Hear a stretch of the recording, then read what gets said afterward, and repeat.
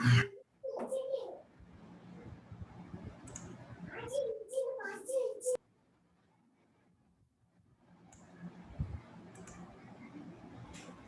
Friends, good evening. എല്ലാവർക്കും കേൾക്കാൻ പറ്റുന്നുണ്ടോ? കാണാമോ?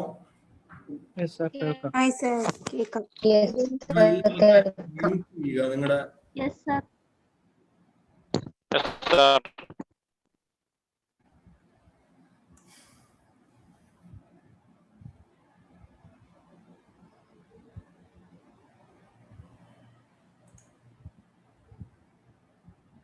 എല്ലാവരുടെയും വോയിസ് മ്യൂട്ട് ആക്കുക.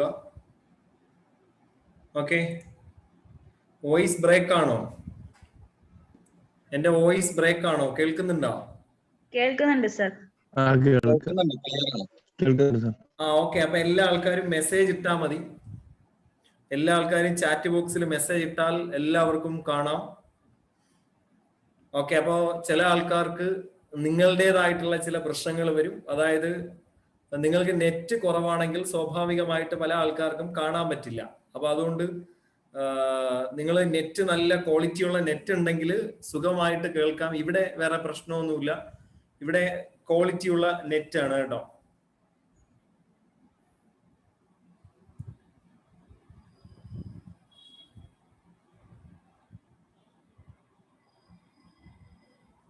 ഓക്കെ. അപ്പോ നമ്മള് ഗ്രാജുവേറ്റ് ലെവലിന്റെ പ്രിലിംസ് പരീക്ഷയ്ക്ക് വേണ്ടിയിട്ടുള്ള തയ്യാറെടുപ്പാണ്.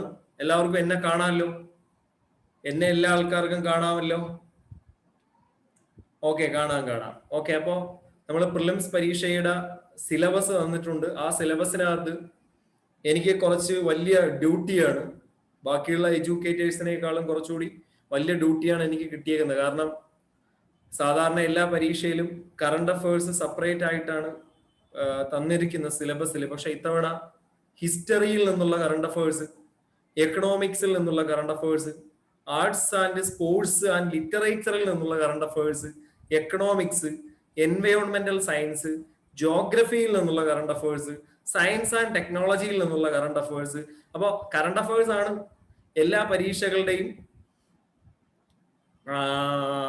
റാങ്ക് മേക്കിംഗ് ചോദ്യങ്ങൾ എന്ന് പറയുന്നത്. അറിയാലോ, എല്ലാ പരീക്ഷകളിലും റാങ്ക് മേക്കിംഗ് ആയിട്ട് ഇപ്പോ 10th ലെവൽ പ്രിലിംസ് പരീക്ഷയിലും കറണ്ട് അഫയേഴ്സ് ആണ് കുറെ കൂടി കട്ടിയായിട്ട് PSC ചോദിച്ചേക്കുന്നത്. കാരണം അത് എവിടെ നിന്നാണ് ചോദിക്കുന്നതെന്ന് നമുക്കറിയില്ല. സൗമ്യ സ്ക്രീനിലിട്ട് വരയ്ക്കരുത്, ആരും സ്ക്രീനിലിട്ട് വരയ്ക്കരുത്. എന്റെ പേര് അൻവർ ഷാ എസ് എന്നാണ്. അപ്പോ നമ്മുടെ എന്റെ ഫസ്റ്റ് ക്ലാസ് ആണ്. ഏതാണ്? ഈ ഗ്രാജുവേറ്റ് ലെവൽസിനുള്ള പ്രിലിംസിന്റെ ഫസ്റ്റ് ക്ലാസ് ആണ്. കാരണം ഓൾറെഡി 10th ലെവൽ പ്രിലിംസ് പരീക്ഷയ്ക്ക് ഓൾറെഡി ഞാൻ എടുത്തതാണ്.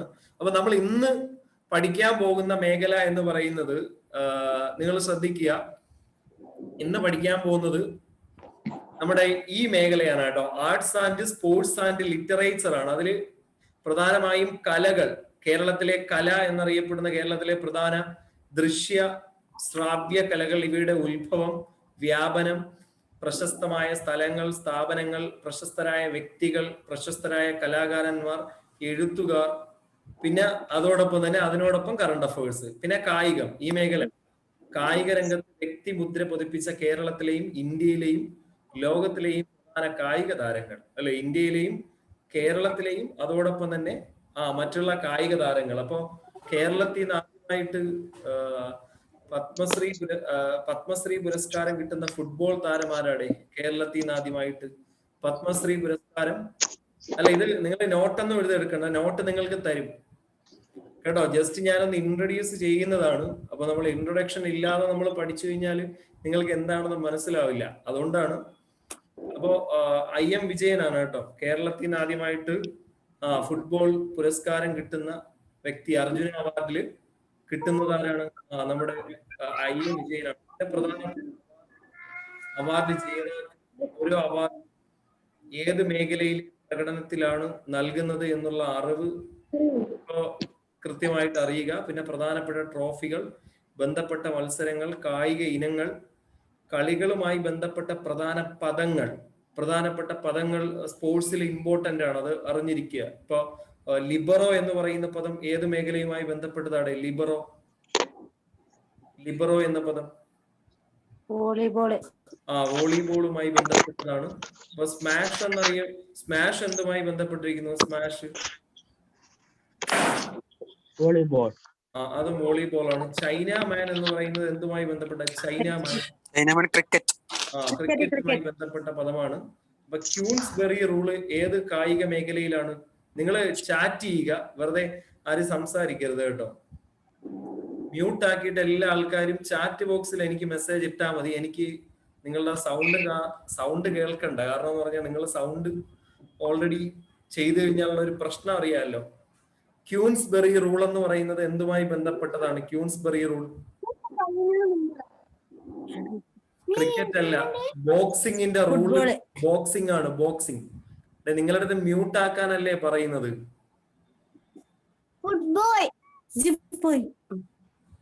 നിങ്ങളുടെ അവിടെ മ്യൂട്ട് ആക്കാനാണ് പറയുന്നത്. ഇല്ല എങ്കിൽ ഞാൻ നിർത്തിയിട്ട് പോകും.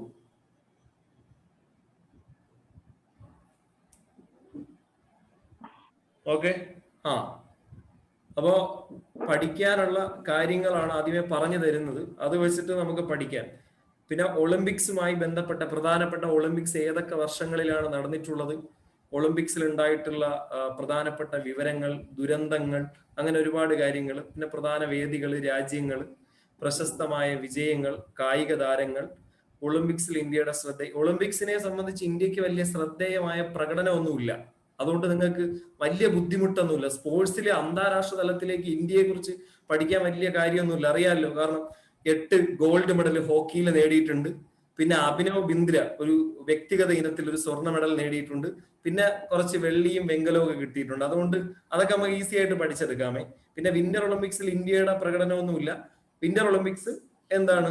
എല്ലാ വർഷവും നടക്കും പോലെ അതിനെ നമ്മൾ പഠിക്കണം. പിന്നെ പാരാ ഒളിമ്പിക്സ് നടക്കുന്ന അതേ വേദിയിൽ തന്നെയാണ് പാരാ ഒളിമ്പിക്സ് നടക്കുന്നത്. അതിലും വലിയ നേട്ടങ്ങളൊന്നുമില്ല. പിന്നെ Asian games, Afro Asian games, Commonwealth games, ഇതിലൊക്കെ ഇന്ത്യക്ക് കുറച്ചുകൂടി പ്രാതിനിധ്യമുണ്ട്. അതും നമ്മൾ പഠിക്കണം.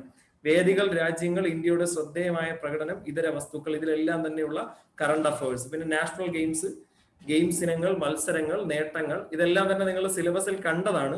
അപ്പൊ പിന്നെ സാഹിത്യത്തിലെ അവാർഡും ബാക്കിയുള്ള കാര്യങ്ങളൊക്കെ നമുക്ക് പഠിച്ചെടുക്കാം. അപ്പൊ ഒന്നും കൂടെ അറിയാൻ വേണ്ടിയിട്ടാണ് ഇത് പറയുന്നത്. പിന്നെ സംസ്കാരം, കേരളത്തിലെ സംഗീതം, പ്രധാന ആഘോഷങ്ങൾ, അതുമായി ബന്ധപ്പെട്ട് അത് മൊത്തം ഞാൻ തന്നെ നിങ്ങൾക്ക് എടുക്കും. ഓക്കെ. മലയാള സിനിമയുടെ ഉത്ഭവം, വളർച്ചാ നാഴികകൾ, ഇതെല്ലാം തന്നെ പഠിക്കാം. ഓക്കെ. അപ്പൊ ഇതാണ് നമ്മൾ ഇന്ന് പഠിക്കാൻ പോകുന്നത്.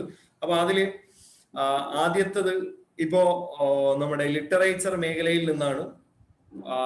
യുണൈറ്റഡ് നേഷൻസിന്റെ UNHCR ഹൈ പ്രൊഫൈൽ സപ്പോർട്ടറായിട്ട് തിരഞ്ഞെടുക്കപ്പെട്ട ഇന്ത്യക്കാരിയായിട്ടുള്ള എഴുത്തുകാരി ആരാടെ?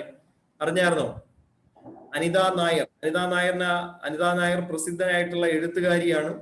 അപ്പൊ UNHCR, യുണൈറ്റഡ് നേഷൻസിന്റെ അവസാനം വന്നിട്ടുള്ള ഒരു ഓർഗനൈസേഷൻ ആണ് UNHCR, United Nations high commission for refugee.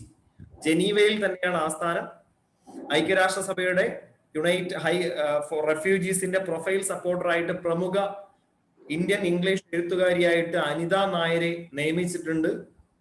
അഭയാർത്ഥികളുടെ ലോക ശ്രദ്ധയിൽ എത്തിക്കുന്നതിന് അന്താരാഷ്ട്ര എഴുത്തുകാർ, ഹോളിവുഡ് നടന്മാർ, കായിക താരങ്ങൾ തുടങ്ങിയവർക്കാണ് ഈ പദവി നൽകുന്നത് കേട്ടോ. അനിതാ നായർ പ്രസിദ്ധനായിട്ടുള്ള എഴുത്തുകാരിയാണ്. ഈ UNHCR എന്ന് പറയുന്നത് എന്താണ്? United Nations high commission for refugee.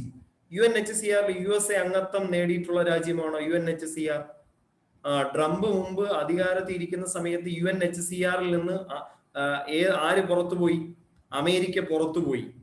അപ്പൊ അമേരിക്ക ഒരുപാട് ഓർഗനൈസേഷനിൽ നിന്ന് പുറത്തുപോയി. യുനെസ്കോയിൽ അമേരിക്കയില്ല. അതോടൊപ്പം തന്നെ UNHCRൽ അമേരിക്കയില്ല. പാരീസ് ഉടമ്പടിയിൽ നിന്ന് ട്രംപ് പുറത്തുപോയി. പക്ഷെ അതെല്ലാം തന്നെ ഇപ്പൊ അമേരിക്കയുടെ പുതിയ പ്രസിഡന്റ് ജോൺ ബൈഡൻ അധികാരത്തിൽ വന്നതിന് ശേഷം ഈ ഓർഗനൈസേഷനിലേക്ക് എല്ലാം തന്നെ എന്ത് ചെയ്യണം? അമേരിക്ക തിരികെ വരികയാണ് കേട്ടോ. എല്ലാ ആൾക്കാരും കേൾക്കുന്നുണ്ടോ? ആരും ചാറ്റ് ബോക്സിൽ ഒന്നും മിണ്ടുന്നില്ല. എന്ത് പറ്റി? എല്ലാ ആൾക്കാരും ചാറ്റ് ബോക്സിൽ കേൾക്കുന്നുണ്ടോ? ഓക്കെ. നിങ്ങൾ ചാറ്റ് ബോക്സിൽ ആവശ്യം പോലെ മിണ്ടിക്കൂ, ഒരു പ്രശ്നവും ഇല്ല. നിങ്ങളുടെ അടുത്ത് ഞാൻ ഈ വോയിസ് വേണ്ട എന്ന് പറഞ്ഞതിന്റെ റീസൺ എന്താണ്? വോയിസ് വേണ്ട എന്ന് പറഞ്ഞതിന്റെ റീസൺ എന്ന് പറഞ്ഞു കഴിഞ്ഞാൽ മറ്റുള്ളവർക്ക് ബുദ്ധിമുട്ടാകും. നിങ്ങൾ ചാറ്റ് ബോക്സിൽ എത്ര മെസ്സേജ് ഇട്ടാലും പ്രശ്നമില്ല കേട്ടോ.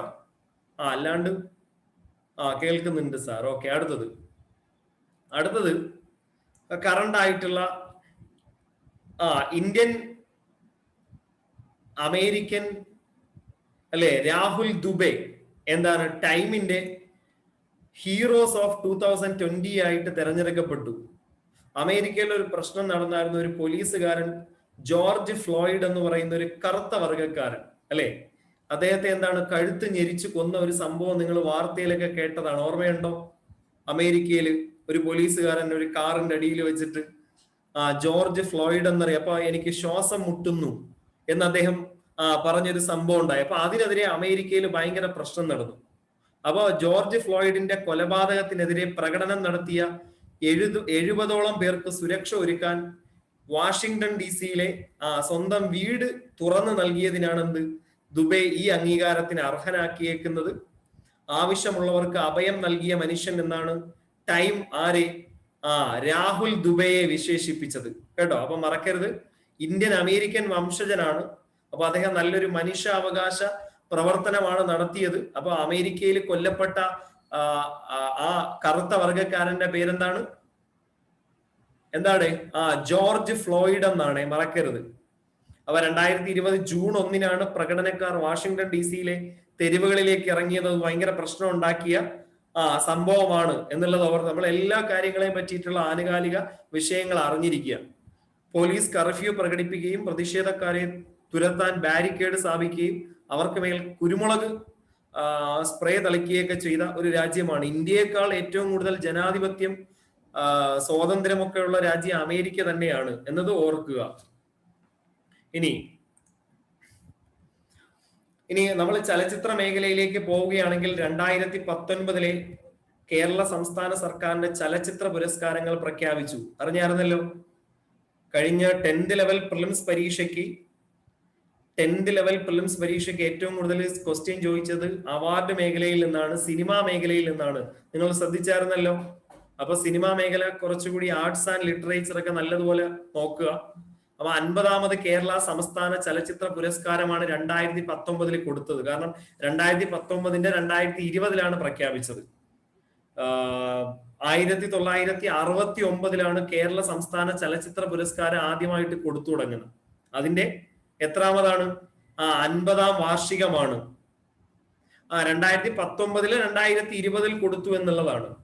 ഇനി മികച്ച ചിത്രം ഏതായിരുന്നു? 2019 മികച്ച ചിത്രം വാസന്തിയാണ്. വാസന്തി സംവിധാനം ഷിനോസ് റഹ്മാൻ സംവിധാനം ചെയ്ത സിനിമയാണ്. ഷിനോസ് റഹ്മാനും സജാസ് റഹ്മാനും ചേർന്ന് സംവിധാനം ചെയ്ത വാസന്തി എന്ന് പറയുന്ന സിനിമയ്ക്കാണ് മികച്ച ചിത്രം.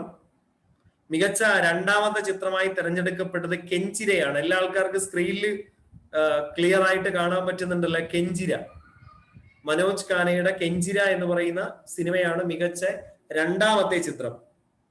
ഉറപ്പായിട്ടും അടുത്ത ചോദിക്കുന്ന മികച്ച സംവിധായകനാണ്. മികച്ച സംവിധായകൻ ഈ ഫിലിം ഒന്നും കേട്ടിട്ടേ ഇല്ല. നീതു സത്യൻ. ശരിക്കും നമ്മൾ കാണുന്നു, നമുക്ക് ഇഷ്ടപ്പെട്ട സിനിമ ദൃശ്യം 2 അല്ലെങ്കിൽ അങ്ങനെയൊക്കെയുള്ള സിനിമകളാണല്ലോ. പക്ഷെ അവാർഡിനായി പരിഗണിക്കുന്ന ദൃശ്യം 2-നെയും അല്ലെങ്കിൽ അങ്ങനെയുള്ള സിനിമേനെയൊന്നും ഒരിക്കലും എന്ത് ചെയ്യില്ല, അവാർഡിനായിട്ട് പരിഗണിക്കില്ല. അതാണ് ഇതിന്റെ പ്രത്യേകത.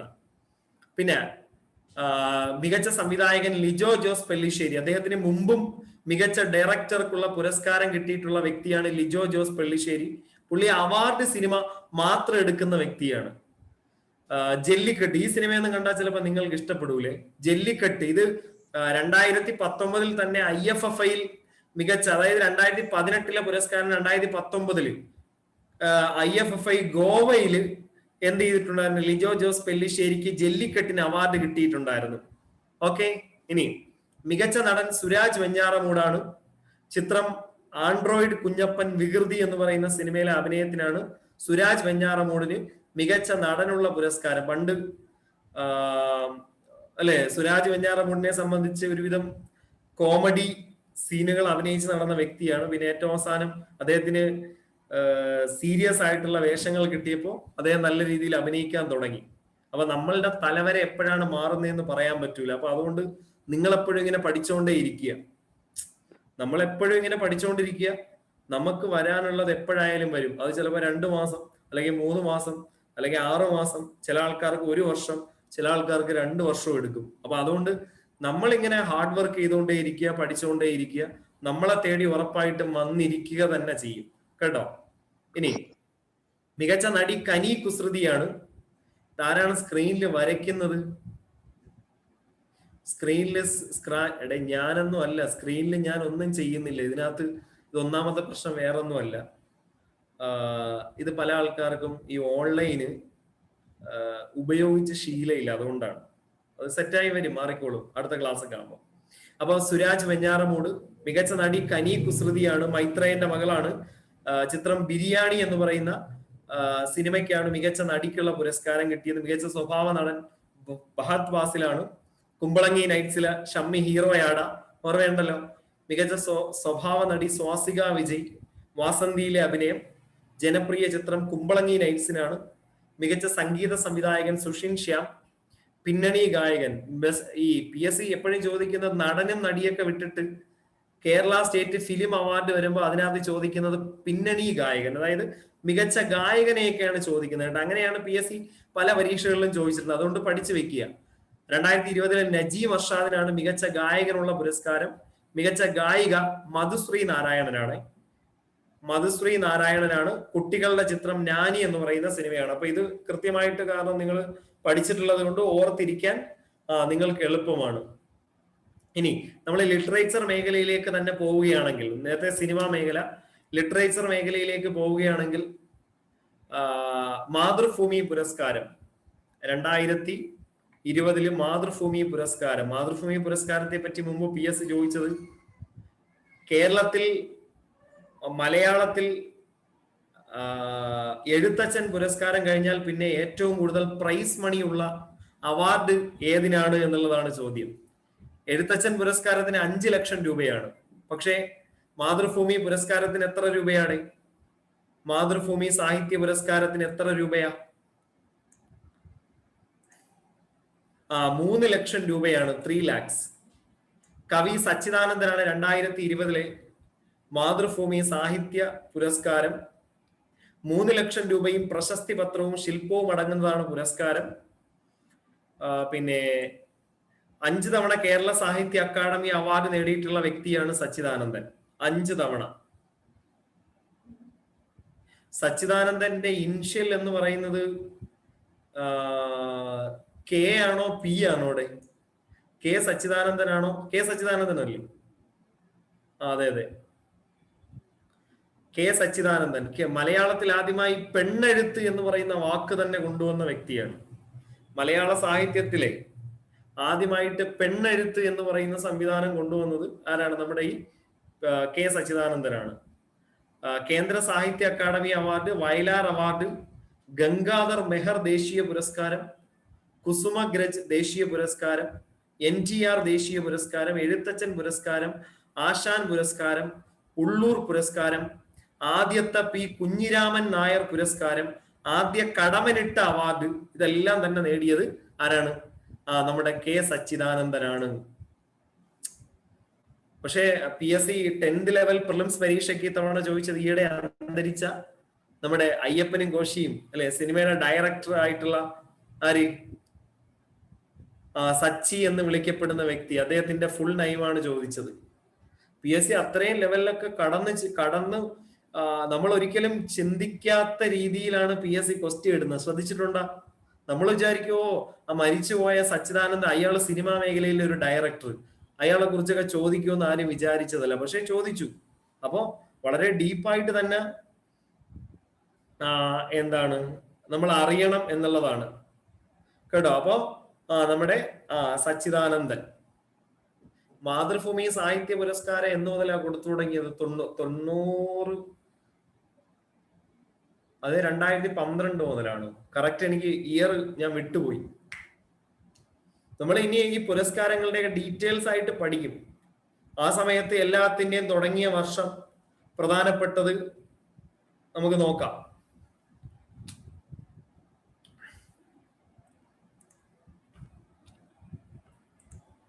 ഓക്കെ, ഇനി സ്പോർട്സിലേക്ക് പോയി കഴിഞ്ഞാൽ ലൂയിസ്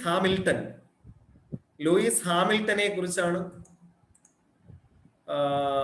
പറയാനുള്ളത്, ഫോർമുല 1 കാറോട്ട മത്സരത്തിൽ 7ാം ലോക കിരീടം നേടി മെഴ്സിഡസിന്റെ ലൂയി ഹാമിൽട്ടൺ റെക്കോർഡിനൊപ്പം ചരിത്രത്തിൽ ഏറ്റവും കൂടുതൽ കിരീടം നേടിയ മൈക്കൽ ഷുമാക്കറുടെ റെക്കോർഡിനൊപ്പം എത്തിയാണ്. തുടർച്ചയായി 4ാം തവണയാണ് ലൂയിസ് ഹാമിൽട്ടൺ ലോക കിരീടം നേടുന്നതെന്നുള്ള പ്രത്യേകതയുണ്ട്. ലൂയിസ് ഹാമിൽട്ടൺ ഏത് രാജ്യക്കാരനാണ്? ലൂയിസ് ഹാമിൽട്ടന്റെ രാജ്യം ഏതാണ്?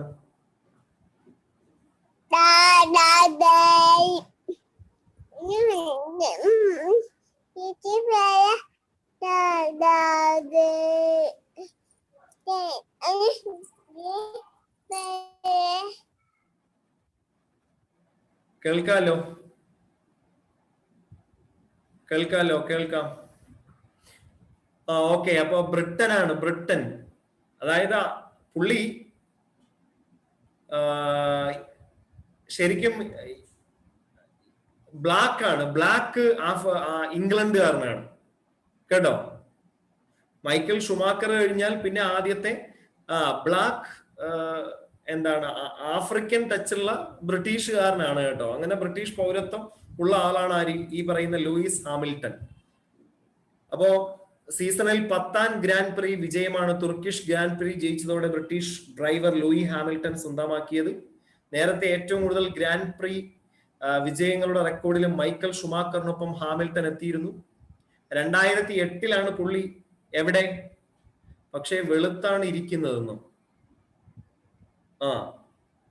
2019 ലോറ സ്പോർട്സ് അവാർഡ്, കഴിഞ്ഞ 2019 ലോറ സ്പോർട്സ് അവാർഡ് ലയണൽ മെസ്സിയോടൊപ്പം തന്നെ ഇദ്ദേഹമാണ് നേടിയത് കേട്ടോ.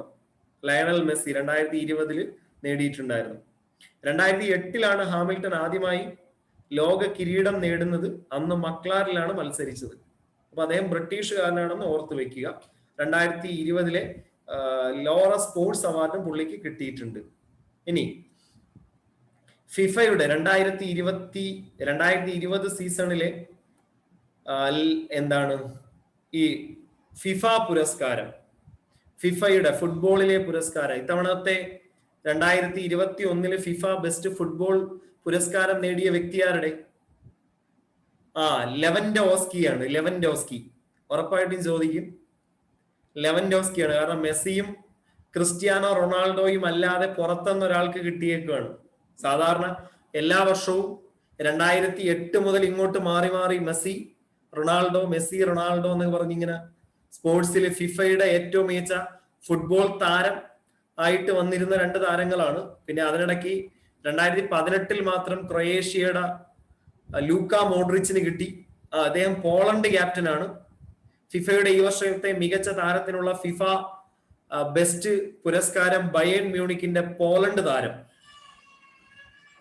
കേട്ടോ. ഞാന് എല്ലാ ആൾക്കാരെയും മ്യൂട്ട് ചെയ്തിട്ടുണ്ടല്ലോ.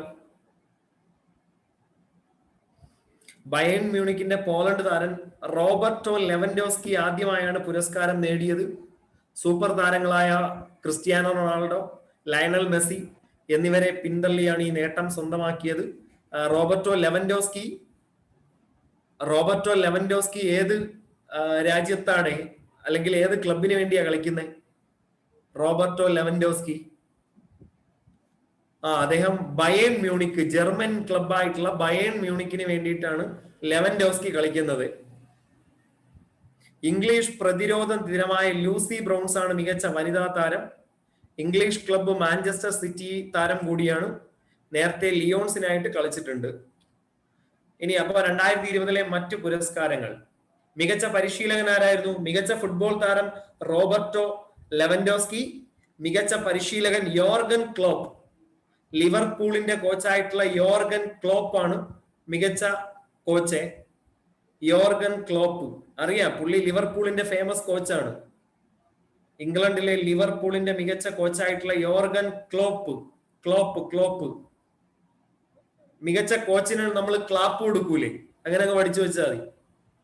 മികച്ച കോച്ചിന് നമ്മൾ ക്ലാപ്പ് കൊടുക്കും. അപ്പൊ ക്ലോപ്പ് അങ്ങനെ അങ്ങ് പഠിച്ചാൽ മതി. നമ്മൾ ക്ലാപ്പ് കൈകൊട്ടൂലേ? അങ്ങനെ അങ്ങ് പഠിച്ചാൽ മതി കേട്ടാ. പിന്നെ മികച്ച വനിതാ പരിശീലക സറീന വിക്മാൻ. അതൊക്കെ തലയെ നിൽക്കുമെന്ന് എനിക്ക് അറിയില്ല. പുഷ്കാസ് പുരസ്കാരം ഏറ്റവും മികച്ച, ഇത് PSC ചോദിച്ചിട്ടുള്ള ചോദ്യമാണ്, ഏറ്റവും മികച്ച ഗോൾ അടിക്കുന്ന താരത്തിന് നൽകുന്ന പുരസ്കാരം ചോദിക്കും. അതേതാണ്? ഫിഫയിൽ ഏറ്റവും മികച്ച ഗോൾ അടിക്കുന്ന താരങ്ങൾക്ക് നൽകുന്ന പുരസ്കാരത്തിന്റെ പേരാണ് പുഷ്കാസ്. ഇതാണ് പുഷ്. നമ്മൾ ഗോള് തള്ളിയല്ലേ വിടുന്നത്, അങ്ങനെ ഓർത്താ മതി. ഗോൾ എന്ന് പറയുന്നത് നമ്മൾ എന്താണ്, തള്ളിയാണ് വിടുന്നത്. അപ്പോ നല്ല പവറിന് തള്ളണം, കാല് വെച്ച് തള്ളണം. അപ്പൊ എന്താണ് പുഷ്കാസ്, അങ്ങനെ ഓർത്തിരിക്കാൻ പറ്റൂലേ? പുഷ്കാസ് ഗോള്, ഏറ്റവും മികച്ച ഗോളിനുള്ള പുരസ്കാരമാണ്. സൺ ഹ്യൂങ് മിൻ, ടോട്ടൻഹാമിന്റെ സൺ ഹ്യൂങ് മിൻ എന്ന് പറയുന്ന ഒരു താരമുണ്ട്, അദ്ദേഹത്തിനാണ്. മികച്ച ഗോൾ കീപ്പർ മാനുവൽ ന്യൂയോർക്കിനാണ്, അദ്ദേഹത്തിനെ അറിയാം നിങ്ങൾക്ക്, ബയേൺ മ്യൂണിക്കിന്റെ മികച്ച ഗോൾ കീപ്പർ മാനുവൽ ന്യൂയോർക്ക്. മികച്ച വനിതാ goalkeeper Sarah Bouhaddi. FIFA fan പുരസ്കാരം Marivaldo Francisco da Silva. FIFA fair play Mattia Agnese, Italy. നിങ്ങൾ ഇത് മാത്രം പഠിച്ചാൽ മതി കേട്ടോ. ഈ പുഷ്കാസ്, മികച്ച പരിശീലകൻ, മികച്ച ഫുട്ബോൾ താരം, അത് മാത്രം അറിഞ്ഞിരുന്നാൽ മതി. ബാക്കിയൊന്നും ചോദിക്കില്ല. ഗ്രാജുവേറ്റ് ലെവലിൽ ഇനി ചോദിച്ചു കഴിഞ്ഞാൽ നിങ്ങളുടെ വിധിയാണെന്നങ്ങ് വിചാരിച്ചോളുക. ഓക്കെ. ഇനി ഇവിടെ ലോകത്തിലെ ഏറ്റവും വലിയ ക്രിക്കറ്റ് സ്റ്റേഡിയം വന്ന് അറിഞ്ഞോ? സ്പോർട്സ് മേഖലയിൽ ലോകത്തിലെ ഏറ്റവും വലിയ ക്രിക്കറ്റ് സ്റ്റേഡിയം മൊട്ടേറയിലുള്ള ലോകത്തിലെ ഏറ്റവും വലിയ ക്രിക്കറ്റ് സ്റ്റേഡിയത്തിന്റെ അത് തന്നെ, മൊട്ടേറയിലുള്ള ലോകത്തിലെ ഏറ്റവും വലിയ ക്രിക്കറ്റ് സ്റ്റേഡിയത്തിന്റെ പേരെന്താക്കി മാറ്റി? നരേന്ദ്രമോദി, നമ്മുടെ ഇന്ത്യൻ പ്രൈം മിനിസ്റ്ററുടെ പേരിലാണ് ഈ മൊട്ടേറ ക്രിക്കറ്റ് സ്റ്റേഡിയം അറിയപ്പെടുന്നത്.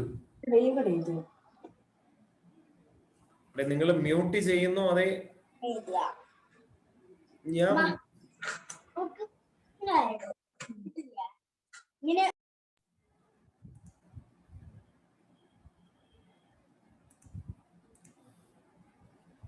ഓക്കെ. ഇനി നിങ്ങൾ മ്യൂട്ട് ആക്കി കഴിഞ്ഞാലും മ്യൂട്ട് ആവില്ല കേട്ടോ.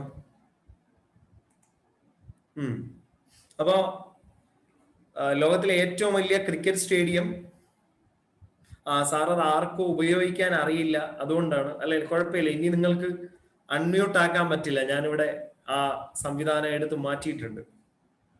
അപ്പോ സ്റ്റേഡിയം ഉൾപ്പെടുത്തി നിർമ്മിക്കുന്ന വമ്പൻ കായിക സമുച്ചയത്തിന് സർദാർ പട്ടേലിന്റെ പേര് നൽകും.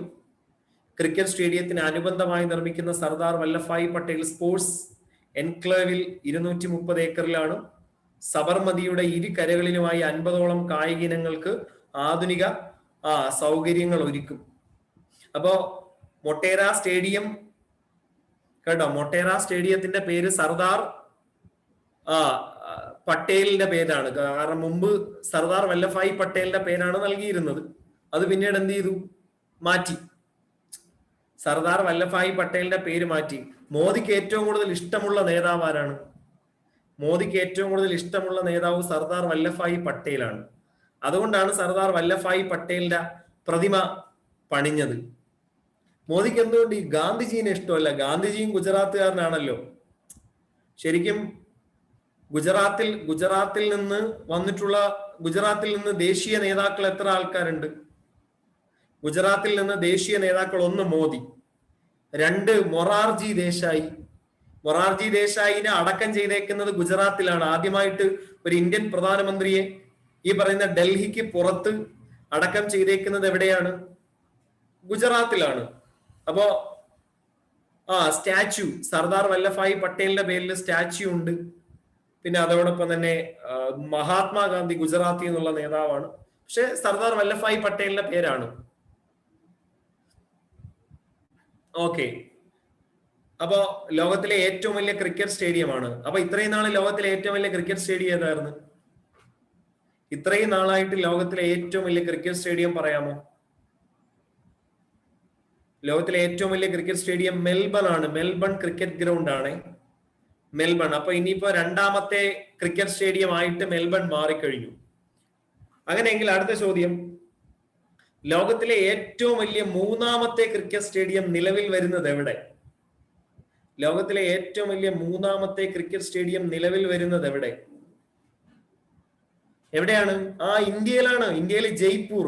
അപ്പൊ ലോകത്തിലെ ഏറ്റവും വലിയ ക്രിക്കറ്റ് സ്റ്റേഡിയം നമ്മുടെ ഈ പറയുന്ന മൊട്ടേറ സ്റ്റേഡിയം, 2 മെൽബൺ സ്റ്റേഡിയം, 3 ഏത് ജയ്പൂർ അടുത്ത സ്റ്റേഡിയം വരെയാണ്, വരാൻ പോവുകയാണ്. ക്ലിയർ? എല്ലാ ആൾക്കാർക്കും ക്ലിയർ ആയല്ലോ? എല്ലാ ആൾക്കാരും ഇത് കേൾക്കുന്നുണ്ട്? അതെ, എല്ലാ ആൾക്കാരും ഉറങ്ങിയാണ്. കറണ്ട് അഫയേഴ്സ് എന്ന് പറയുമ്പോൾ സ്വാഭാവികമായിട്ട് കുറെ മേഖലാസ് പഠിക്കാൻ കാണും. കറണ്ട് അഫയേഴ്സ് എന്ന് പറയുമ്പോൾ കുറെ മേഖല പഠിക്കാൻ കാണും. ചില ആൾക്കാർക്ക് വളരെ ബോറാവും. കറണ്ട് അഫയേഴ്സ് ഒക്കെ വളരെ ബോറാവും. അതാണ് ഒന്നാമത്തെ പ്രശ്നം. സാർ 2019 വേണോ? വേണ്ട, നമുക്ക് ആദ്യം 2020-ഉം 2021-ഉം പഠിക്കാം, പോരെ? നമുക്ക് 2020-ഉം 2021-ഉം പഠിക്കാം, അതുപോലെ. നോട്ട് എങ്ങനെ തരും? ഈ നോട്ടെല്ലാം നിങ്ങൾക്ക് ഗ്രൂപ്പിൽ വരും. ഈ നോട്ട്സ് എല്ലാം ഗ്രൂപ്പിൽ വരും. മൊട്ടേറ അഹമ്മദാബാദ് ഗുജറാത്തിലാണ്, ഗുജറാത്തില്. വേണമെങ്കിൽ നിങ്ങൾക്ക് ഈ കറണ്ട് അഫയേഴ്സ് കുറച്ച് ബോറാവുന്ന സമയത്ത് വല്ല ഹിസ്റ്ററിയോ അങ്ങനെ വേറെ എന്തെങ്കിലും സ്റ്റോറി പരമായിട്ടുള്ള ഹിസ്റ്റോറിക്കൽ സംഭവങ്ങൾ എന്തെങ്കിലുമൊക്കെ പറഞ്ഞുതരാം, പോരെ? ഓക്കെ.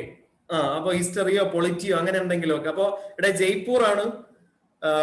100 ഏക്കറോളം സ്ഥലത്ത് 75,000-ഓളം പേർക്ക് ഇരിക്കാവുന്ന സ്റ്റേഡിയത്തിന് പ്രതീക്ഷിക്കുന്ന ചെലവ് ഏതാണ്ട് 350 കോടി രൂപയിലാണ് വരുന്നത്, കേട്ടോ.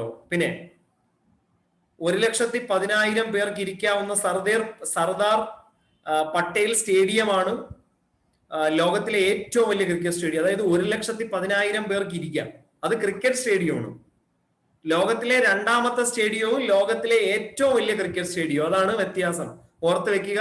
ലോകത്തിലെ ഏറ്റവും വലിയ ക്രിക്കറ്റ് സ്റ്റേഡിയം, അതോടൊപ്പം തന്നെ എന്താണ്, ലോകത്തിലെ 2ാമത്തെ സ്റ്റേഡിയം. അങ്ങനെയാണെങ്കിൽ ലോകത്തിലെ ഏറ്റവും വലിയ സ്റ്റേഡിയം ഏതാണ്? ലോകത്തിലെ ഏറ്റവും വലിയ സ്റ്റേഡിയം ഇപ്പൊ നിലവില് 1,14,000 പേർക്ക് ഇരിക്കാവുന്ന ലോകത്തിലെ ഏറ്റവും വലിയ സ്റ്റേഡിയം ഉത്തര കൊറിയയിലെ പോങ് യാങ്ങിലാണ്. റുഗ്രാഡോ മെയ്ഡേ സ്റ്റേഡിയം എന്നാണ് അതിന്റെ പേര്. North Korea. ഉത്തര കൊറിയയിലെ 1,14,000 പേർക്ക് ഇരിക്കാവുന്ന ഏറ്റവും വലിയ സ്റ്റേഡിയം. അത് ക്രിക്കറ്റ് സ്റ്റേഡിയം അല്ല, അത് നോർമൽ സ്റ്റേഡിയമാണ്. അവിടെ എല്ലാം നടക്കും. ക്രിക്കറ്റ് ഒഴിച്ചുള്ള ബാക്കിയുള്ള എല്ലാം നടക്കാവുന്ന ഒരു സ്റ്റേഡിയമാണ് നോർത്ത് കൊറിയയില. അപ്പൊ നമ്മുടെ സർദാർ വല്ലഭായ് പട്ടേലിന്റെ പേരിലുള്ള നരേന്ദ്രമോദി സ്റ്റേഡിയം. ഇപ്പൊ ഈ മോദി സ്റ്റേഡിയത്തിനകത്ത് 2 പവലിയൻ ഉണ്ട്. ഇന്ത്യയിലെ 2 പണക്കാരുടെ പേരിലാണ് ഈ പവലിയൻ അറിയപ്പെടുന്നത്. ആരുടെ പേരിലാണ്? ലോകത്തിലെ 2 പണക്കാരുടെ പേരിലാണ് സ്റ്റേഡിയത്തിന്റെ പവലിയൻ. ഒന്ന് അദാനി, മറ്റൊന്ന് അംബാനി. പണത്തിന് മീതെ അല്ലെ പരുന്തും പറക്കില്ല എന്ന് പറയും പോലെയാണ് അദാനിയും അംബാനിയും. ഓക്കെ. ഇനി 2020-ലെ ജിമ്മി ജോർജ് പുരസ്കാരം ആർക്കാ കിട്ടിയത്? 2020-ലെ ജിമ്മി ജോർജ് പുരസ്കാരം. ജിമ്മി ജോർജ് പുരസ്കാരം എന്ന് പറയുന്ന വോളിബോൾ താരമായിട്ടുള്ള ജിമ്മി ജോർജിന്റെ പേരിലുള്ള പുരസ്കാരമാണ്. സംസ്ഥാനത്തെ മികച്ച കായിക താരത്തിനുള്ള ജിമ്മി ജോർജ് പുരസ്കാരം മിനിമോൾ എബ്രഹാമിനാണ് കിട്ടിയേക്കുന്നത്, കേട്ടോ. 25,000 രൂപയും ബലകവും, പലകയല്ല ബലകം, മിനിമോൾ എബ്രഹാമിനാണ് ജിമ്മി ജോർജ് പുരസ്കാരം ലഭിച്ചേക്കുന്നത്. നമ്മൾ ഈ എപ്പോഴും വലിയ വലിയ അവാർഡ്, ഓടക്കുഴലും പിന്നെ എഴുത്തച്ഛനും മാത്രമൊക്കെ നമ്മൾ പഠിച്ചു വെച്ചിരുന്ന ഇങ്ങനെയൊക്കെയുള്ള അവാർഡുകൾ ചോദിച്ചാൽ നമ്മൾ പെട്ടുപോകും. നമ്മൾ PSC ഹാളിനകത്ത് കയറി കഴിഞ്ഞാൽ എങ്ങനെ ചോദിച്ചാലും നമ്മൾക്ക് ആൻസർ ചെയ്യാൻ പറ്റുന്ന രീതിയിലുള്ള മിനിമോൾ അല്ല, മിനിമോൾ വോളിബോൾ താരമാണ്. മിനിമോൾ അബ്രഹാം റെയിൽവേയുടെ താരം, കേട്ടോ. വോളിബോൾ താരമാണ്. Jose George, Anju Bobby George, Robert Bobby George, Devaprasad, Sebastian George അവര് സമിതിയാണ് സ്വാതി പുരസ്കാരം. 2010 ഗാങ്ഷു ഏഷ്യൻ ഗെയിംസിൽ പങ്കെടുത്ത മിനിമോൾ 2018 ജക്കാർത്ത ഏഷ്യൻ ഗെയിംസിൽ രാജ്യത്തെ നയിച്ചു. 2019 രാജ്യത്തെ മികച്ച വോളിബോൾ താരത്തിനുള്ള ഉദയകുമാർ അവാർഡ്. അപ്പൊ ചോദിക്കാം, ഉദയകുമാർ അവാർഡ് ഏത് മേഖലയിൽ നൽകുന്ന പുരസ്കാരമാണ്? ഉദയകുമാർ അവാർഡ് ഏത് മേഖലയിൽ നൽകുന്ന പുരസ്കാരമാണ്? ഉദയകുമാർ അവാർഡ് ഏത് മേഖല? വോളിബോൾ മേഖലയിൽ നൽകുന്ന പുരസ്കാരമാണ് ഉദയകുമാർ. അദ്ദേഹം എനിക്കൊക്കെ വ്യക്തിപരമായിട്ട് അറിയാവുന്ന ആളാണ് ഈ ഉദയകുമാർ എന്ന് പറഞ്ഞിട്ട് സാറ്. പുള്ളി പുള്ളി പഴയ ഇന്ത്യൻ വോളിബോൾ താരമായിരുന്നു. ജിമ്മി ജോർജിനോടൊപ്പം കളിച്ച താരമാണ്. ഏഷ്യാഡില് ഇന്ത്യ ഒരേ ഒരു തവണ ഏഷ്യാഡില് വെങ്കലം നേടിയിട്ടുള്ളൂ. അത് ഇവര് കളിക്കുന്ന സമയത്താണ്. ജിമ്മി ജോർജും ഉദയകുമാറൊക്കെ കളിക്കുന്ന സമയത്താണ്. പുള്ളി IPS കിട്ടിയിട്ടുള്ള ആളാണ്. പുള്ളി ഈ നമ്മുടെ രാജ്ഭവനിലാണ് ജോലി. അതായത് ഗവർണറുടെ കമാൻഡന്റ് ആണ്. പുള്ളി ഒരു ദിവസം രാവിലെ ബാഡ്മിന്റൺ കളിച്ചുകൊണ്ടിരിക്കുന്ന സമയത്ത് ഹാർട്ട് അറ്റാക്ക് വന്നിട്ടാണ് മരിക്കുന്നത്. ഏറ്റവും അവസാനം ഭയങ്കര കളിയാണ്. പുള്ളി ഡോക്ടർ പറഞ്ഞെന്ന് പറഞ്ഞു കഴിഞ്ഞാൽ ഹൃദയത്തെ കൊന്നു എന്നാണ്. പുള്ളി ഹൃദയത്തെ കളിച്ച് കൊന്നു. അതായത് മദ്യപാനമൊക്കെ ഉണ്ട്, പക്ഷെ എന്താണ്, ഹൃദയത്തിന് താങ്ങില്ല. നമ്മുടെ ഒരു മനുഷ്യൻ നമ്മൾ ചെയ്യാൻ പറ്റുന്ന ജോലിയുണ്ട്. അതിനപ്പുറത്തേക്ക് നമ്മൾ ചെയ്ത് കഴിഞ്ഞാൽ നമ്മുടെ ഹാർട്ടിന് അത് ഒരിക്കലും താങ്ങില്ല. നമ്മൾ ഒരുപാട് പ്ലേയേഴ്സ് ബാഡ്മിന്റൺ കളിക്കുന്നതിന്റെ ഇടയിലൊക്കെ വീണിട്ടുണ്ട് കേട്ടോ. അപ്പൊ അതുകൊണ്ട് നിങ്ങൾ ഹൃദയത്തെ കുറച്ച് തന്നെ എന്ത് ചെയ്യുക, ഹൃദയത്തിന് കുറച്ച് ഡ്യൂട്ടി കൊടുക്കുക, തലച്ചോറിന് കുറച്ചുകൂടെ ഡ്യൂട്ടി കൂട്ടുക. അപ്പൊ ജോലി കിട്ടും. ഇപ്പൊ നിങ്ങൾക്ക് എല്ലാ ആൾക്കാർക്കും ഹൃദയത്തിനാണ് ടെൻഷൻ കൊണ്ടിട്ടാണ് ജോലി കിട്ടുമോ ഇല്ലയോ. PSC ഹാളിൽ ചെല്ലുമ്പോ എന്താണ്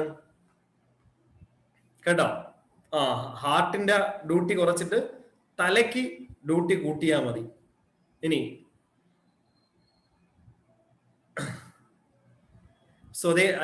ഞാൻ പറഞ്ഞത് നിങ്ങൾ തലച്ചോറിന് നിങ്ങൾ കൂടുതൽ പഠിച്ചോ, ഡ്യൂട്ടി കൊടുത്തോ, പ്രശ്നമില്ല. ഇനി തിരിച്ചു കൊടുക്കാതിരുന്നാ മതി. അടുത്ത സ്വദേശാഭിമാനി കേസരി പുരസ്കാരം. സ്വദേശാഭിമാനി കേസരി പുരസ്കാരം കാർട്ടൂണിസ്റ്റ് ആയിട്ടുള്ള യേശുദാസിനാണ്. കാർട്ടൂണിസ്റ്റ് യേശുദാസിന് 2019 സ്വദേശാഭിമാനി കേസരി പുരസ്കാരം കിട്ടിയ വ്യക്തിയാരുടെ 2019 അറിഞ്ഞായിരുന്നോ? സ്വദേശാഭിമാനി കേസരി പുരസ്കാരം കാർട്ടൂണിസ്റ്റ് ആയിട്ടുള്ള യേശുദാസ്. അപ്പൊ KJ യേശുദാസ് അല്ല, ഇത് വേറെ യേശുദാസ് ആണ്. കാർട്ടൂൺ രംഗത്തെ മാധ്യമ പ്രവർത്തനത്തിലും നൽകിയ വിലപ്പെട്ട സംഭാവനകൾ കണക്കിലെടുത്താണ് പുരസ്കാരം. മാധ്യമ പ്രവർത്തകർക്ക് സർക്കാർ നൽകുന്ന ഏറ്റവും പ്രമുഖ പുരസ്കാരമാണ് കേട്ടോ. അപ്പോ മാധ്യമ പ്രവർത്തകർക്ക് സർക്കാർ നൽകുന്ന പുരസ്കാരമാണ് സ്വദേശാഭിമാനി കേസരി. അല്ലെ, ഇതിലിപ്പോ അദ്ദേഹത്തിന്റെ ഇൻഷ്യല്, ഇനിയിപ്പോ നിങ്ങൾ ആരെ കുറിച്ച് ചോദിച്ചാലും ഇൻഷ്യൽ ഉൾപ്പെടെ നിങ്ങൾ ഇങ്ങോട്ട് ചോദിക്കും. കാരണം എന്താണ്, ഇപ്പൊ ഇൻഷ്യൽ ഒരു ഇതാണ്. എന്തായാലും വെറും യേശുദാസ് വന്നാൽ കാർട്ടൂണിസ്റ്റ് ആണ്. KJ വന്നാൽ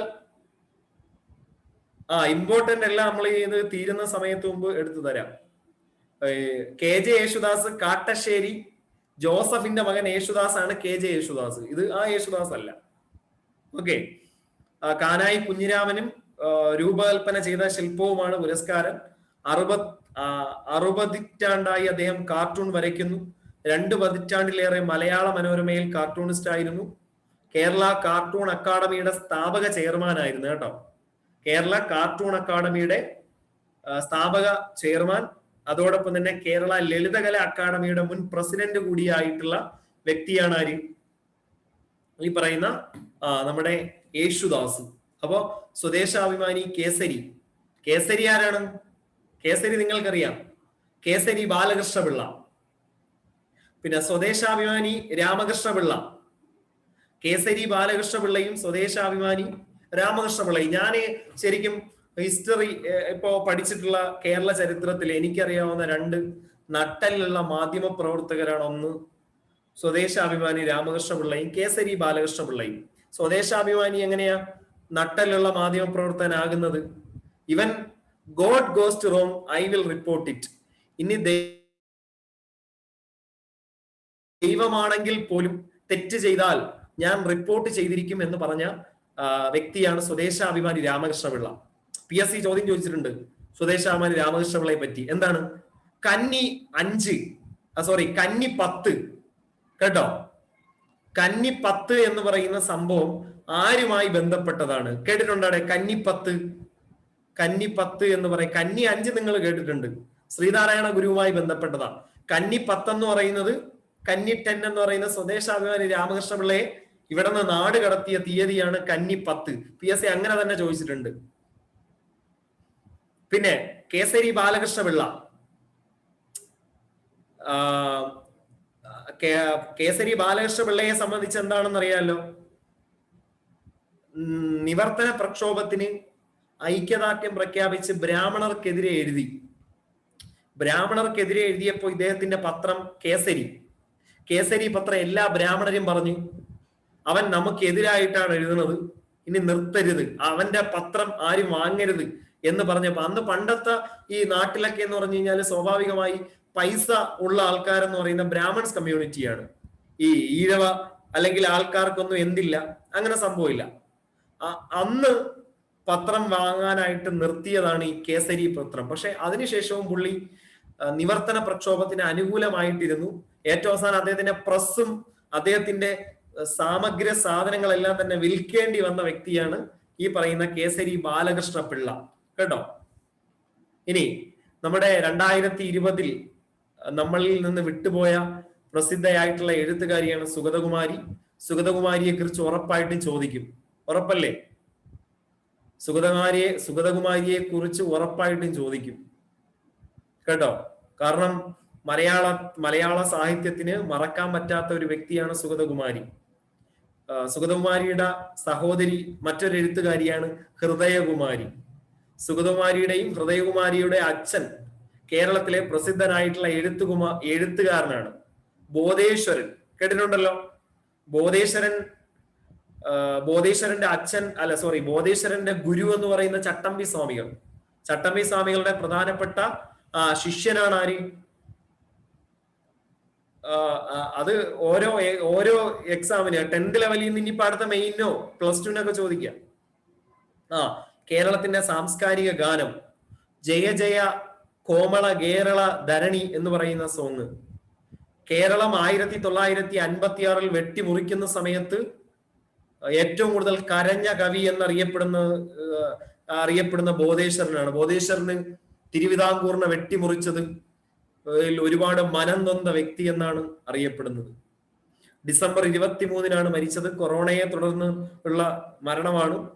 1960 മാതൃഭൂമി പ്രസിദ്ധീകരിച്ച മുത്തുച്ചിപ്പി എന്ന കവിതാ സമാഹാരമാണ് സുഗതകുമാരിയുടെ ആദ്യത്തെ കവിതാ സമാഹാരം. അപ്പൊ ഏതാണ് സുഗതകുമാരിയുടെ ആദ്യത്തെ കവിതാ സമാഹാരം എന്നറിയപ്പെടുന്ന ഏതാണ്? മുത്തുച്ചിപ്പിയാണ്, മുത്തുച്ചിപ്പി. തുടർന്ന് പാതിരാ പൂക്കൾ, പാവം മാനവഹൃദയം, പ്രണാമം, ഇരുൾ ചിറകുകൾ, രാത്രിമഴ, അതൊക്കെ അറിയാം. അമ്പലമണി, കുറിഞ്ഞിപ്പൂക്കൾ, തുലാവർഷ പച്ച, രാധ എവിടെ, ദേവദാസി, മണലെഴുത്ത്, അഭിസാരിക. സുഗതകുമാരിയുടെ കവിതകൾ മേഘം വന്ന് തോറ്റപ്പോൾ, പൂവഴി, മറുവഴി, കാടിന് കാവൽ തുടങ്ങിയ നിരവധി കൃതികൾ മലയാള സാഹിത്യത്തിന് സമ്മാനിച്ച വ്യക്തിയാണ്. പിന്നെ സൈലന്റ് വാലി എന്ന് പറയപ്പെടുന്ന കൃതി, കാരണം സൈലന്റ് വാലിയുടെ പ്രക്ഷോഭ നായികയാണ് ഈ പറയുന്ന സുഗതകുമാരി. കേരള സാഹിത്യ അക്കാദമി അവാർഡ്, കേന്ദ്ര സാഹിത്യ അക്കാദമി അവാർഡ്, പത്മശ്രീ, എഴുത്തച്ഛൻ പുരസ്കാരം, സരസ്വതി സമ്മാൻ, മാതൃഭൂമി സാഹിത്യ പുരസ്കാരം, ബാലസാഹിത്യത്തിന് നൽകിയ സമഗ്ര സംഭാവനയ്ക്കുള്ള പുരസ്കാരമൊക്കെ ലഭിച്ചിട്ടുണ്ട്. കേരളത്തിൽ പ്രകൃതി സംരക്ഷണ സമിതി രൂപീകരിച്ചപ്പോൾ സ്ഥാപക സെക്രട്ടറിയായി പ്രവർത്തിച്ച സുഗതകുമാരിയാണ്. കേരളത്തിലെ പ്രകൃതി സംരക്ഷണ സമിതി രൂപീകരിക്കുന്ന സമയത്ത് സ്ഥാപക സെക്രട്ടറിയായി പ്രവർത്തിച്ചത് ആരാണ്ടേ? ഈ പറയുന്ന സുഗതകുമാരിയാണ്. സുഗതകുമാരിയാണ് സംസ്ഥാന വനിതാ കമ്മീഷന്റെ പ്രഥമ ചെയർപേഴ്സൺ. 1996 കേരളത്തിൽ ആദ്യത്തെ വനിതാ കമ്മീഷൻ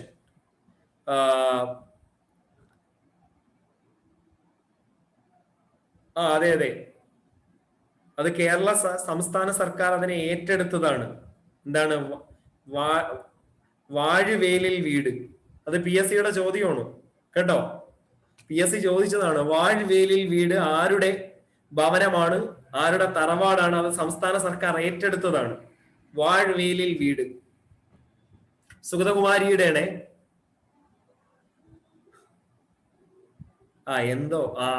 ഓക്കെ. ഇനി ഉറ്റവരാൽ ഉപേക്ഷിക്കപ്പെടുന്ന സ്ത്രീകളെ പുനരധിവസിപ്പിക്കുക എന്ന ലക്ഷ്യത്തോടെ അഭയ എന്ന സ്ഥാപനം ആരംഭിച്ച വ്യക്തിയാണ്. അപ്പൊ ഇതും ചോദിക്കാം. അഭയ കേട്ടിട്ടുണ്ടാടെ? അഭയ എന്ന് പറയുന്ന സ്ഥാപനം ആരംഭിച്ച കേരളത്തിലെ സാംസ്കാരിക പ്രവർത്തക ആരെന്ന് ചോദിച്ചാൽ ആരാണ്? സുഗതകുമാരിയാണ്. പിന്നെ സൈലന്റ് വാലി സംരക്ഷണ പ്രക്ഷോഭത്തിന്റെ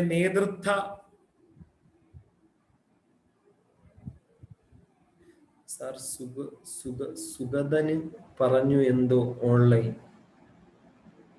എന്തോ മനസ്സിലായില്ല. അപ്പൊ പ്രവർത്തിച്ച വ്യക്തിയാണ് സുഗതകുമാരി. എടാ ഇനി സുഗതകുമാരിക്ക് കിട്ടിയിട്ടുള്ള അവാർഡാണ്, ശ്രദ്ധിച്ചോളുക.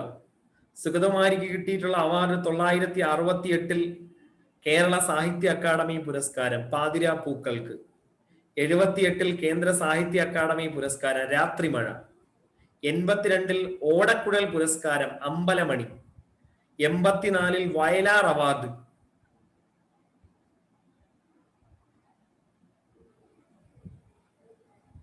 അറിയാൻ വയ്യ, വയലാർ അവാർഡ് അമ്പലമണി. പിന്നെ 2001 ലളിതാംബിക അന്തർജന അവാർഡ്, 2003 വള്ളത്തോൾ അവാർഡ്, 2004 കേരള സാഹിത്യ അക്കാദമി ഫെലോഷിപ്പ്, 2004 ബാലാമണി അമ്മ അവാർഡ്, 2006 പത്മശ്രീ പുരസ്കാരം, 2006 തന്നെ പ്രകൃതി സംരക്ഷണ യത്നങ്ങൾക്ക് ഇന്ത്യ ഗവൺമെന്റിന്റെ ആദ്യത്തെ ഇന്ദിരാ പ്രിയദർശിനി വൃക്ഷമിത്ര അവാർഡ്. അപ്പോ ഇന്ദിരാഗാന്ധി പ്രിയദർശിനി വൃക്ഷമിത്ര അവാർഡ് കിട്ടിയ ആദ്യത്തെ വ്യക്തി ആരാണ്? അത് കേട്ടിട്ടുണ്ടോ? ചിലപ്പോ നിങ്ങൾ ആദ്യമായിട്ടായിരിക്കും കേൾക്കുന്നത്. വനിതാ കമ്മീഷൻ ഇയർ 96 സുഗതകുമാരി. സാമൂഹിക സേവനത്തിനുള്ള ജം സെർവ് അവാർഡ്, 2009 എഴുത്തച്ഛൻ പുരസ്കാരം, 2013 സരസ്വതി സമ്മാൻ. അപ്പൊ ഒരുപാട് പുരസ്കാരങ്ങൾ ആരെ തേടി എത്തിയിട്ടുണ്ട്? സുഗതകുമാരിയെ തേടി എത്തിയിട്ടുണ്ട്. ഓർത്തു വെക്കോടെ, സുഗതകുമാരിയെ തേടി എത്തിയിട്ടുള്ള പുരസ്കാരമാണ് ഇത്. ഒരുവിധം എല്ലാം കിട്ടിയിട്ടുണ്ട്. അപ്പൊ സുഗതകുമാരിനെ കുറിച്ച് ചോദിച്ചാൽ അറിയാലോ. സുഗതകുമാരിയുമായി ബന്ധപ്പെട്ട് PSC എന്തെങ്കിലും ഈ അവാർഡ് കൃതികളും എല്ലാം ഈ വയലാറ്, ഓടക്കുഴല് അങ്ങനെയൊക്കെ ഉള്ളത് മാത്രം പഠിച്ചാൽ മതി. അല്ലെങ്കിൽ സുഗതകുമാരിക്ക് പത്മശ്രീ കിട്ടിയ വർഷം 2006 പത്മശ്രീ, അതൊക്കെ ഓർത്ത് വെച്ചിരുന്നാൽ മതി.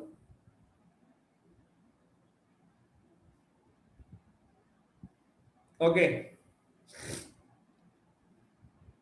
ഇനി അതേപോലെ തന്നെ 2020 നമ്മളെ വിട്ടുപോയ മറ്റൊരു എഴുത്തുകാരനാണ് മലയാള സാംസ്കാരിക വ്യക്തിയായിട്ടുള്ള UA ഖാദർ. അറിഞ്ഞായിരുന്നല്ലോ. UA ഖാദർ മരിച്ചത് എല്ലാ ആൾക്കാരും അറിഞ്ഞോ? ഇല്ലെങ്കിൽ ഇപ്പൊ അറിഞ്ഞോളുക, പുള്ളി മരിച്ചു. അറിയാത്ത എത്ര ആൾക്കാരുണ്ട്? സത്യം പറഞ്ഞു, UA ഖാദർ മരിച്ചത് അറിയാത്ത ആൾക്കാർ ആരെങ്കിലും ഉണ്ടോ? നാണക്കേടൊന്നും വേണ്ട. കാരണം ഈ ഞാൻ അറിഞ്ഞില്ല, അവന്റെ പേരെന്താണെന്ന് എനിക്കറിയില്ല. അറിയാത്ത ആൾക്കാർ ഇപ്പൊ അറിഞ്ഞോളുക. UA ഖാദർ ആരാ? UA ഖാദർ എന്റെ വീട്ടിന്റെ തൊട്ടപ്പുറത്തുള്ള വ്യക്തിയാണ്. UA ഖാദർ മലയാളത്തിലെ പ്രസിദ്ധനായിട്ടുള്ള എഴുത്തുകാരനാണ്.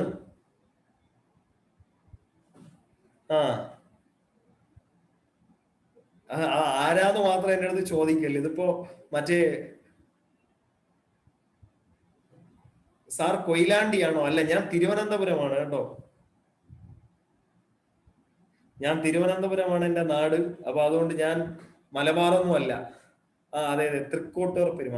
അപ്പം അതെ, കഥാകാരൻ UA ഖാദർ അന്തരിച്ചു. കോഴിക്കോട്ടെ സ്വകാര്യ ആശുപത്രിയിൽ 2020 ഡിസംബർ 12 നാട്ടിൻപുറങ്ങളിലെ ഐതിഹാസികളിൽ പ്രചോദനം ഉൾക്കൊണ്ടാണ് മിക്ക കഥകളും നോവലുകളും അദ്ദേഹം എഴുതിയിരുന്നത്. കോഴിക്കോട്ട് പൊക്കുന്നിലെ അക്ഷരം വീട്, അതെ, ചൈനീസ് ലുക്കാണ്. അമ്മ മലേഷ്യക്കാരിയാണ്. അതെ, അങ്ങനെയാണ്. അപ്പൊ അക്ഷരം വീട് കേരളത്തിലെ ഏത് സാഹിത്യകാരന്റെ വീടാണ്? അക്ഷരം. അങ്ങനെയൊക്കെയാണ് PSC ചോദിക്കുന്നുണ്ട്. അക്ഷരം വീട് മലയാളത്തിലെ ഏത് സാഹിത്യകാരന്റെ വീടാണെന്നൊക്കെ ചോദിക്കും. UA ഖാദറിന്റെ വീടാണ് അക്ഷരം വീട്. 1935 കിഴക്കൻ മ്യാൻമാറിലെ മോൺ സ്റ്റേറ്റിലെ ബില്ലീൻ എന്ന ഗ്രാമത്തിൽ ബർമ്മക്കാരി മമ്മദിയുടെയും കൊയിലാണ്ടി ഉസങ്ങൻ മൊയ്തീൻ കുട്ടി ഹാജിയുടെയും മകനായിട്ടാണ് ജനിച്ചത്. മദിരാശി കോളേജ് ഓഫ് ആർട്സിൽ ചിത്രകലാ പഠനം നടത്തി. മദിരാശി മലയാളികളുടെ അമ്മ ബർമ്മക്കാരിയാണ്. മദിരാശി പിന്നീട് ഇങ്ങോട്ട് വന്നതാണ്, കോഴിക്കോടേക്ക് വന്നതാ. പിന്നെ ആകാശവാണിയിലൊക്കെ ജോലി ആരംഭിച്ച വ്യക്തിയാണ്. കഥ, നോവൽ, ബാലസാഹിത്യം, യാത്രാ വിവരണം, ഓർമ്മ എന്നീ വിഭാഗങ്ങളിലായി 70ഓളം പുസ്തകങ്ങൾ രചിച്ച വ്യക്തിയാണ്. തൃക്കോട്ടൂർ പെരുമ, കഥ പോലെ ജീവിതം, വിശുദ്ധ പൂച്ച, ഒരുപിടി വറ്റ്, ചങ്ങല, കലശം, പൂമരത്തളിരുകൾ, കുറേശിക്കൂട്ടം, അടിയാധാരം, പ്രകാശനാളങ്ങൾ എന്നിവയാണ് പ്രധാനപ്പെട്ട കൃതികൾ. തൃക്കോട്ടൂർ പെരുമയ്ക്ക് 1983 ഏത് കേരള സാഹിത്യ അക്കാദമി അവാർഡ് കിട്ടി. പിന്നെ തൃക്കോട്ടൂർ നോവലുകൾക്ക് 2009 കേന്ദ്ര സാഹിത്യ അക്കാദമി പുരസ്കാരം, മാതൃഭൂമി സാഹിത്യ പുരസ്കാരം കിട്ടിയിട്ടുണ്ട് UA ഖാദറിന് കഴിഞ്ഞ വർഷം. കേരള സാഹിത്യ അക്കാദമി വിശിഷ്ട അംഗത്വം എന്നിവ ഒരുപാട്, കേരള സാഹിത്യ അക്കാദമി അംഗം, കേരള ലളിതകലാ അക്കാദമി അംഗം, സാഹിത്യ പ്രവർത്തക സഹകരണ സംഘം വൈസ് പ്രസിഡന്റ്. ചെറിയ ആളൊന്നും അല്ല കേട്ടോ, സ്റ്റീഫൻ നമ്മൾ ഉദ്ദേശിച്ച ആളല്ല, കുറച്ചുകൂടി വലിയ ആളാണ്. 4 തവണ സംസ്ഥാന ചലച്ചിത്ര പുരസ്കാര ജൂറി അംഗം, പുരോഗമന കലാസാഹിത്യ സംഘം സംസ്ഥാന പ്രസിഡന്റ്, പൂക്കാസ അല്ലെ, പുരോഗമന കലാ സാഹിത്യ സംഘം എന്നിങ്ങനെ വിവിധ നിലകളിൽ പ്രവർത്തിച്ച വ്യക്തിയാണ്. 83 കേരള സാഹിത്യ അക്കാദമി പുരസ്കാരം. തൃക്കോട്ടൂർ പെരുമ ചോദിക്കാം. അപ്പോ കേരളത്തിൽ നിന്ന് മരിച്ച 2 സാംസ്കാരിക പ്രവർത്തകരെ പഠിച്ചിട്ടുണ്ട്. ഓർമ്മയിൽ നിൽക്കുമല്ലോ, സുഗതകുമാരിയും UA ഖാദറിനെയും. അവരുടെ പ്രധാനപ്പെട്ട നോവലൊക്കെ നിങ്ങൾക്ക് കാണുമ്പോൾ തന്നെ അറിയാൻ പറ്റും. 2 പേരെ പഠിച്ചല്ലേടെ, സുഗതകുമാരി, UA ഖാദർ. പഠിച്ചോ? സുഗതകുമാരി, UA ഖാദർ. എന്താ പിള്ളേരെ ഉറക്കം? നിങ്ങൾ ചാറ്റ് ബോക്സിൽ മെസ്സേജ് അയച്ചോളൂ. നിങ്ങൾ ചാറ്റ് ബോക്സിൽ മെസ്സേജ് അയച്ചു എന്ന് പറഞ്ഞ് ഞാൻ വഴക്കൊന്നും പറയുന്നില്ല. നിങ്ങളുമായിട്ട് നല്ല സൗഹൃദത്തിൽ പോകണം എന്ന് ആഗ്രഹിക്കുന്ന ഒരാളാണ് ഞാൻ. സൗഹൃദപരമായിട്ടാണ് ക്ലാസ് എടുക്കുന്നത്. എന്നെ കണ്ടാൽ വല്ല തീവ്രവാദിയെന്നോ അല്ലെങ്കിൽ ഞാൻ വലിയ പ്രശ്നക്കാരനാണോ എന്ന് നിങ്ങൾക്ക് തോന്നുന്നു? ഇതൊക്കെ ഇങ്ങനെ ഓർത്ത് വെക്കാനാ. ജോലി വേണമെങ്കിൽ പഠിച്ചേ പറ്റൂ. ജോലി വേണമെങ്കിൽ പഠിച്ചേ പറ്റൂ. പിന്നെ പഠിച്ചോളാം സാർ. ഫോണിൽ മെസ്സേജ് അയക്കാൻ പാടാണ് സാർ. ഓക്കെ.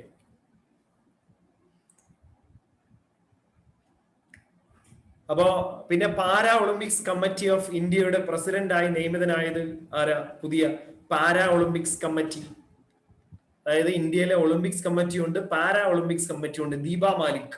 ദീപ മാലിക് ഏത് സ്പോർട്സ് ഐറ്റങ്ങളുടെ ഇന്ത്യക്ക് വേണ്ടി സ്വർണ്ണ മെഡലൊക്കെ നേടിയിട്ടുള്ള താരമാണ്. പാരാ ഒളിമ്പിക്സിൽ ഇന്ത്യക്ക് വേണ്ടി സ്വർണ്ണ മെഡൽ നേടിയിട്ടുള്ള താരമാണ്. ഷൂട്ടിംഗ് ആണോ ദീപ മാലിക്? അല്ല, ഷോട്ട് പുട്ട് ആണ് ദീപ മാലിക്.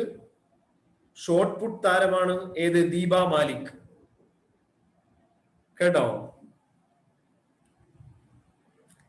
2020 ടോക്കിയോ ഒളിമ്പിക്സിൽ ഇന്ത്യൻ സംഘത്തിന്റെ ഗുഡ്വിൽ അംബാസിഡർ ആകുന്നത് സൗരവ് ഗാംഗുലി. സൗരവ് ഗാംഗുലി നിലവിൽ ഏത് പോസ്റ്റിൽ പ്രവർത്തിക്കുന്നുണ്ട്? സൗരവ് ഗാംഗുലി നിലവിൽ ഏത് പ്രവർത്തിക്കുന്ന ആളാണ്? BCCI പ്രസിഡന്റ് ആണ്. BCCI പ്രസിഡന്റ് ആണ് ഈ പറയുന്ന നമ്മുടെ സൗരവ് ഗാംഗുലി.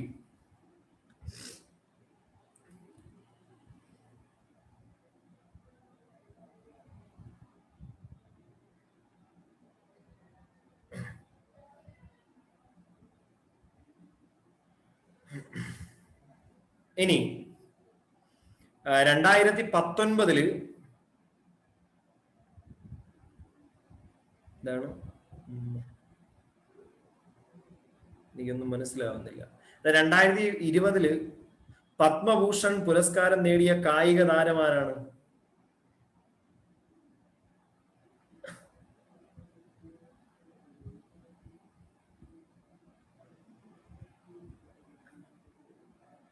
ആരാടെ? PV സിന്ധു ആണ്. ബാഡ്മിന്റൺ താരമാണ് PV സിന്ധു. സഹീർ ഖാൻ. പത്മശ്രീ നേടിയ താരങ്ങൾ സഹീർ ഖാൻ ക്രിക്കറ്റ് ആണ്. പത്മശ്രീ, പത്മഭൂഷൺ PV സിന്ധുവിനും പത്മശ്രീ 2020 2020 പത്മശ്രീ നേടിയ കായിക താരങ്ങൾ ആരൊക്കെയാ? Jitu Rai shooting, Oinam Bembem Devi football, Tarundeep Rai archery, MP Ganesh hockey, Rani Rampal. Rani രാംപാലിനെ പഠിച്ചോളുക. റാണി രാംപാൽ ഏത് മേഖലയിലുള്ള താരമാണ്?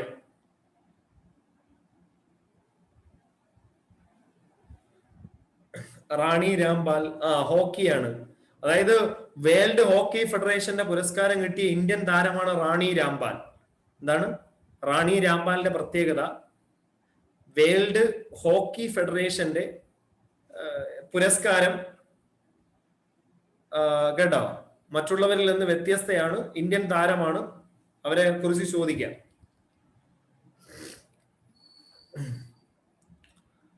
ONV സാഹിത്യ പുരസ്കാരം ഡോക്ടർ എം ലീലാവതിക്കാണ്. 2020 ONV സാഹിത്യ പുരസ്കാരം ഡോക്ടർ എം ലീലാവതിക്കാണ്. ലീലാവതി. ONV സാഹിത്യ പുരസ്കാരം സാഹിത്യ നിരൂപകയായ ഡോക്ടർ എം ലീലാവതിക്ക് ONV കൾച്ചറൽ അക്കാദമി നൽകുന്ന പുരസ്കാരം 3 ലക്ഷം രൂപയുടേതാണ് കേട്ടോ. ONV കുറിപ്പ്. ONVയുടെ ആദ്യത്തെ പുരസ്കാരം കിട്ടുന്ന സുഗതകുമാരിക്കാണ്. 2016 ആ പുരസ്കാരം. 2015 ONV കുറിപ്പ് മരിക്കുന്നത്. 2016 ONVയുടെ പേരിലുള്ള ആദ്യത്തെ സാഹിത്യ പുരസ്കാരം സുഗതകുമാരിക്കാണ് കിട്ടുന്നത്. ഇപ്പോ 2020 ONV സാഹിത്യ പുരസ്കാരം ഡോക്ടർ എം ലീലാവതി. അധ്യാപിക, കവി, ജീവചരിത്ര രചയിതാവ്, വിവർത്തക തുടങ്ങിയ വിവിധ തലങ്ങളിൽ ഡോക്ടർ എം ലീലാവതി സംഭാവനകൾ നൽകിയിട്ടുണ്ട്. വർണ്ണരാജി, ഇതും 3 lakhs ആണല്ലോ. അമൃത മഷ്ണുദേ മലയാള കവിത സാഹിത്യ ചരിത്രം. ഇല്ല, 1 മണിക്കൂറേ ഉള്ളൂ. ഇപ്പൊ തീരാറായല്ലോ. ഇപ്പൊ ഒരു മണിക്കൂർ തന്നെ ക്ലാസ് തീരുന്ന പെട്ടെന്നാണ്. കറണ്ട് അഫയേഴ്സ് ഒക്കെ ആകുമ്പോൾ പെട്ടെന്ന് തീരും.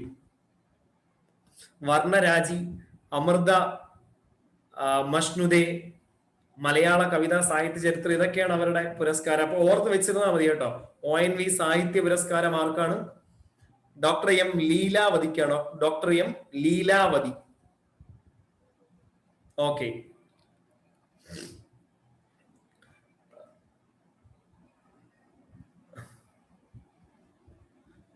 ഇനി ഇന്ത്യയിലെ ഏത് സ്റ്റേഡിയത്തിലാണ് മത്സരങ്ങളുടെ തുടക്കത്തിൽ മണിയടി ആചാരമായി നടത്തുന്നത്? ഇന്ത്യയിലെ ഏത് സ്റ്റേഡിയത്തിലാണ് മണിയടി ആചാരമായി നടത്തുന്നത് എന്നുള്ളതാണ് ചോദ്യം. Eden Gardens Kolkata, Salt Lake Kolkata, Jawaharlal Nehru stadium Delhi, DY Patil stadium Mumbai. എവിടെയാണ്? കൊൽക്കത്തയിലെ ഈഡൻ ഗാർഡൻസിലാണ്. ഇന്ത്യയിലെ ഏത് സ്റ്റേഡിയത്തിലാണ്? കൊൽക്കത്തയിലാണ്. നിങ്ങൾക്ക് വേൾഡ് ഹിസ്റ്ററി ഒക്കെ പഠിക്കാനില്ലേടെ? ഗ്രാജുവേറ്റ് ലെവലില് വേൾഡ് ഹിസ്റ്ററി, ആ വേൾഡ് ഹിസ്റ്ററിയുടെ കറണ്ട് അഫയേഴ്സും കൂടി ഉണ്ട്. അതൊക്കെ അതെന്തിനാന്ന് വെച്ച് കഴിഞ്ഞാൽ ഇപ്പൊ എന്റെ അടുത്ത് ചോദിച്ചിട്ട് കാര്യമില്ല, PSC ചോദിക്കും. എന്തിനാണ് മണി അടിക്കുന്നതെന്നോ? മണി അടിക്കുന്നത് 2016 കൊൽക്കത്ത ഈഡൻ ഗാർഡൻസ് സ്റ്റേഡിയത്തിൽ മണി സ്ഥാപിച്ചത്. നവംബർ 22 മുതൽ ഇവിടെ നടക്കുന്ന ഇന്ത്യ ബംഗ്ലാദേശ് മത്സരമാണ് ഇന്ത്യയിൽ ആദ്യമായി സംഘടിപ്പിക്കുന്ന ഡേ നൈറ്റ് മത്സരം. ബംഗ്ലാദേശ് പ്രധാനമന്ത്രി ഷെയ്ഖ് ഹസീനയും പശ്ചിമ ബംഗാൾ മുഖ്യമന്ത്രി മമതാ ബാനർജിയുമാണ് ഈ മത്സരത്തിന്റെ തുടക്കത്തിൽ മണി അടിക്കുന്നത്. ഒരു മണി അടിക്കുന്ന ഒരു ആചാരമായിരിക്കാം, ചില വെറൈറ്റി അല്ലേ മണിയടി. അപ്പോ ഇന്ത്യയിൽ നടന്ന ആദ്യത്തെ ഡേ നൈറ്റ് ടെസ്റ്റ് ഇന്ത്യ ആർക്കെതിരെയാണ് കളിച്ചത്? പിങ്ക് ബോളിലാണ് ഈ രാത്രി മത്സരം കളിക്കുന്നത് കേട്ടോ. ടെസ്റ്റ് മത്സരം കളിക്കുന്നത് പിങ്ക് ബോളിലാണ്. പിങ്ക് ബോളിൽ ഇന്ത്യ ആദ്യമായിട്ട് ബംഗ്ലാദേശിനെതിരെയാണ് കളിച്ചത്.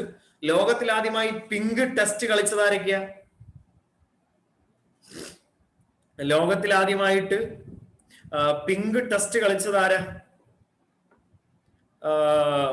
ഓസ്ട്രേലിയയും ന്യൂസിലാൻഡും. ഇംഗ്ലണ്ട് അല്ല, ഓസ്ട്രേലിയയും ന്യൂസിലാൻഡുമാണ് ലോകത്തിൽ ആദ്യമായി പിങ്ക് ബോളിൽ ടെസ്റ്റ് മത്സരം കളിച്ചത് കേട്ടോ. ഇവിടെ കറണ്ട് അഫയേഴ്സ് പഠിക്കാൻ നിങ്ങൾക്ക് പാടുണ്ടോ? പിങ്ക് ടെസ്റ്റ് എന്ന് പറഞ്ഞാൽ എനി പർട്ടിക്കുലർ റീസൺ. പിങ്ക് ബോളിലുള്ള ടെസ്റ്റ് മത്സരം മീൻസ് രാത്രിയാണ്. സാധാരണ ടെസ്റ്റ് മത്സരം കളിക്കുന്നത് എപ്പോഴാണ്? പകല് മാത്രമാണ് കളിക്കുന്നത്. പക്ഷേ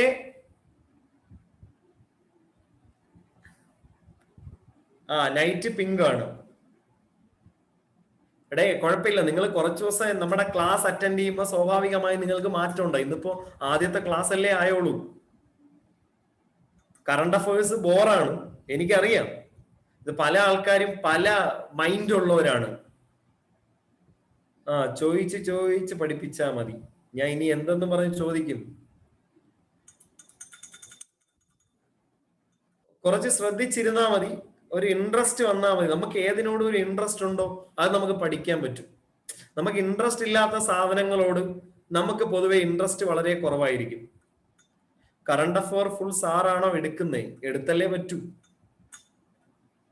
എല്ലാം അത് പൊളിറ്റിയുമായി ബന്ധപ്പെട്ട് ഹിസ്റ്ററിയുമായി ബന്ധപ്പെട്ടൊക്കെ തന്നെ കറണ്ട് അഫയേഴ്സ് എടുക്കാം. എടേ, റഷ്യയുടെ പ്രതിപക്ഷ നേതാവിന്റെ പേര്, അതായത് വിഷവാതകം, റഷ്യയിലെ വിഷവാതകം പ്രയോഗിക്കപ്പെട്ട പ്രതിപക്ഷ നേതാവിന്റെ പേര് വ്ളാഡിമിർ പുടിൻ അദ്ദേഹത്തെ വധിക്കാൻ ശ്രമിച്ചു എന്ന് പറഞ്ഞ് പത്രമാധ്യമങ്ങളിലൊക്കെ ഉണ്ടായിരുന്നു. അതായത് മുമ്പ് റഷ്യൻ വിപ്ലവവുമായി ബന്ധപ്പെട്ട് അലക്സിസ് നുവാൽസി എന്നറിയപ്പെടുന്ന നേതാവാണ്. അലക്സിസ് നുവാൽസി, അദ്ദേഹത്തിന് വിഷവാതകം കേട്ടോ, നുവാൽസി എന്നറിയപ്പെടുന്ന പുടിൻ കൊന്നതാണെന്ന് കേട്ടത്. പുടിൻ വളരെ ഭയങ്കര ഈ എല്ലാരെയും തീർക്കുന്ന ഒരു നേതാവാണ്. ഇപ്പോ മുമ്പ് സ്റ്റാലിനെ പോലുള്ള നേതാക്കൾ, ഇപ്പൊ സ്റ്റാലിൻ ഒരു കമ്മ്യൂണിസ്റ്റ് നേതാവാണ്. സ്റ്റാലിൻ ഒരു കമ്മ്യൂണിസ്റ്റ് നേതാവായിട്ട് സോവിയറ്റിൽ വന്നിട്ട് എന്ത് സംഭവിച്ചെന്നറിയോ? സ്റ്റാലിനിസം എന്ന് പറയുന്ന ഒരു സാധനമാണ് സ്റ്റാലിൻ എവിടെ നടപ്പാക്കിയത്? ഈ പറയുന്ന സോവിയറ്റ് യൂണിയനിൽ നടപ്പിലാക്കിയത്. അറിയാലോ, 1917 ബോൾഷെവിക് വിപ്ലവത്തിലൂടെ അധികാരത്തിൽ കമ്മ്യൂണിസ്റ്റ് പാർട്ടിയാണ് അലക്സിസ് നുവാൽനി. ഈ പറയുന്ന റഷ്യയിൽ അധികാരത്തിൽ വന്നത് ലെനിനാണ്. പക്ഷേ ഏറ്റവും അവസാനം അവിടെ സോവിയറ്റ് യൂണിയനിൽ കമ്മ്യൂണിസ്റ്റ് ഭരണകൂടം രാജഭരണത്തിൽ നിന്ന് മാറിയിട്ട് സ്റ്റാലിൻ എന്ത് ചെയ്തു? അവിടെയുള്ള ആൾക്കാരെല്ലാം പേടിപ്പിച്ചാണ് ഭരിപ്പിച്ചിരുന്നത്. ഒരു കമ്മ്യൂണിസ്റ്റ് ഭരണാധികാരി ഏകാധിപതിയായി മാറുന്ന ഒരു ഘട്ടമാണ് വന്നത്. ഈ പറയുന്ന ഈ സ്റ്റാലിന്റെ മകൾക്ക് ഇന്ത്യയുമായി ഒരു ബന്ധമുണ്ട്. അറിയോ? ആർക്കെങ്കിലും ചരിത്രം അറിയുന്ന ആൾക്കാർക്ക് അറിയാം. സ്റ്റാലിന്റെ മകൾ അവർക്ക് അവരുടെ മകൾക്ക് ഇന്ത്യയുമായി ഒരു ബന്ധമുണ്ട്. ആരെങ്കിലും കേട്ടിട്ടുണ്ടോ ആ ഒരു ഹിസ്റ്ററി? പുട്ടും കടലയും ഇഷ്ടമാണോ? ഇന്ത്യയുടെ മരുമകളാണ്. അതെ. അതായത് നമ്മുടെ ഇന്ത്യയിലെ ഹൈദരാബാദിലുള്ള ഒരു കമ്മ്യൂണിസ്റ്റ് നേതാവ്, പേര് കുൻവർ എന്നാണ് പേര്. എന്റെ പേര് അൻവർ, അദ്ദേഹത്തിന്റെ പേര് കുൻവർ. അപ്പൊ ഈ കുൻവർ സോവിയറ്റ് യൂണിയനിൽ പോവുകയാണ്. റഷ്യയിൽ പോകുന്ന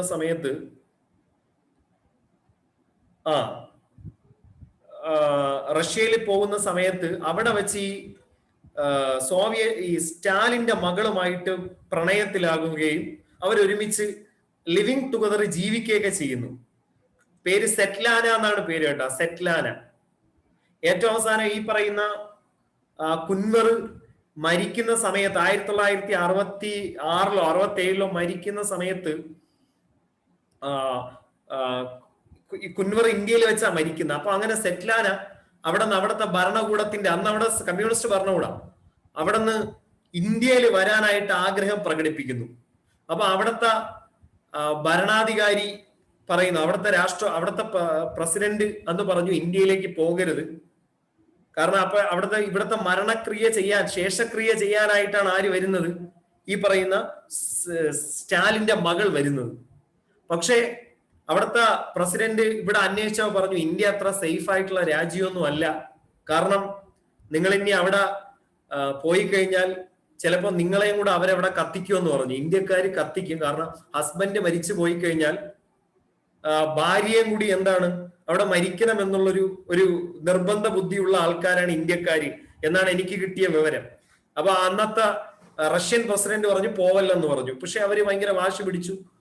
ഇവരുടെ ചിതാഭസ്മം ഗംഗയിൽ ഒഴിക്കണമെന്നൊക്കെ പറഞ്ഞ് വരുന്നു. അങ്ങനെ ഇവിടെ വന്നിട്ട് സോവിയറ്റ് യൂണിയന്റെ എംബസിയിലാണ് താമസം. അവര് അതൊക്കെ ചെയ്തതിന് ശേഷം ഇവര് പിന്നെ ചെയ്ത പണി എന്തെന്നറിയോ? സോവിയറ്റ് യൂണിയനിലേക്ക് ഇവര് പോയില്ല.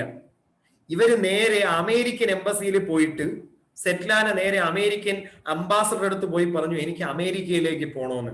അപ്പോ അവിടുത്തെ സോവിയറ്റ് യൂണിയന്റെ ഭരണാധികാരി കാത്തിരിക്കുകയാണ്, സ്റ്റാലിന്റെ മകൾ ഇപ്പൊ തിരിച്ചു വരുമെന്ന് പറഞ്ഞു. തിരിച്ചു പോയില്ല, അവര് നേരെ അമേരിക്കയിൽ പോയി. ഏറ്റവും അവസാനം റഷ്യ ഇന്ത്യയും തമ്മിൽ അതറിയില്ല, അവർക്ക് തിരിച്ച് സോവിയറ്റ് യൂണിയനിലേക്ക് പോവാൻ താല്പര്യം ഇല്ലായിരുന്നു. അവർക്ക് തിരിച്ച് അവര് പിന്നെ ചിലപ്പോ അവര് ഇന്ത്യയിൽ വന്നത് തന്നെ ഡയറക്റ്റ് അന്ന് ശീതയുദ്ധം നടക്കുന്ന സമയമാണ്. അന്ന് ശീതയുദ്ധത്തിന്റെ കാരണം എന്ന് പറഞ്ഞാൽ അമേരിക്കയും റഷ്യയും തമ്മിൽ ഉരസലുകളുടെ ഒരു കാലഘട്ടമായിരുന്നു. അമേരിക്കയിലേക്ക് പോവാ, ഇന്ത്യ വഴിയെ ചിലപ്പോ പോകാൻ പറ്റും, അങ്ങനെ പോയതായിരിക്കും. അപ്പൊ ഇന്ത്യയുടെ മരുമകളായിരുന്നു. ആ ചരിത്രം ചില ആൾക്കാർക്കൊന്നും അറിയില്ല. ഞാൻ അത് ജസ്റ്റ് ഒന്ന് പറഞ്ഞതേ ഉള്ളേ. ഏറ്റവും അവസാനം ചോദിച്ചത് ആരെടുത്ത്? റഷ്യ ഏറ്റവും അവസാനം ചോദിച്ചത് ഇന്ത്യ എടുത്ത്, ഇന്ദിരാഗാന്ധി എടുത്ത് ചോദിച്ച്, നമ്മളെ ഇവിടുന്ന് നമ്മളെ മോള് സ്റ്റാലിന്റെ മോൾ അങ്ങോട്ട് വന്ന്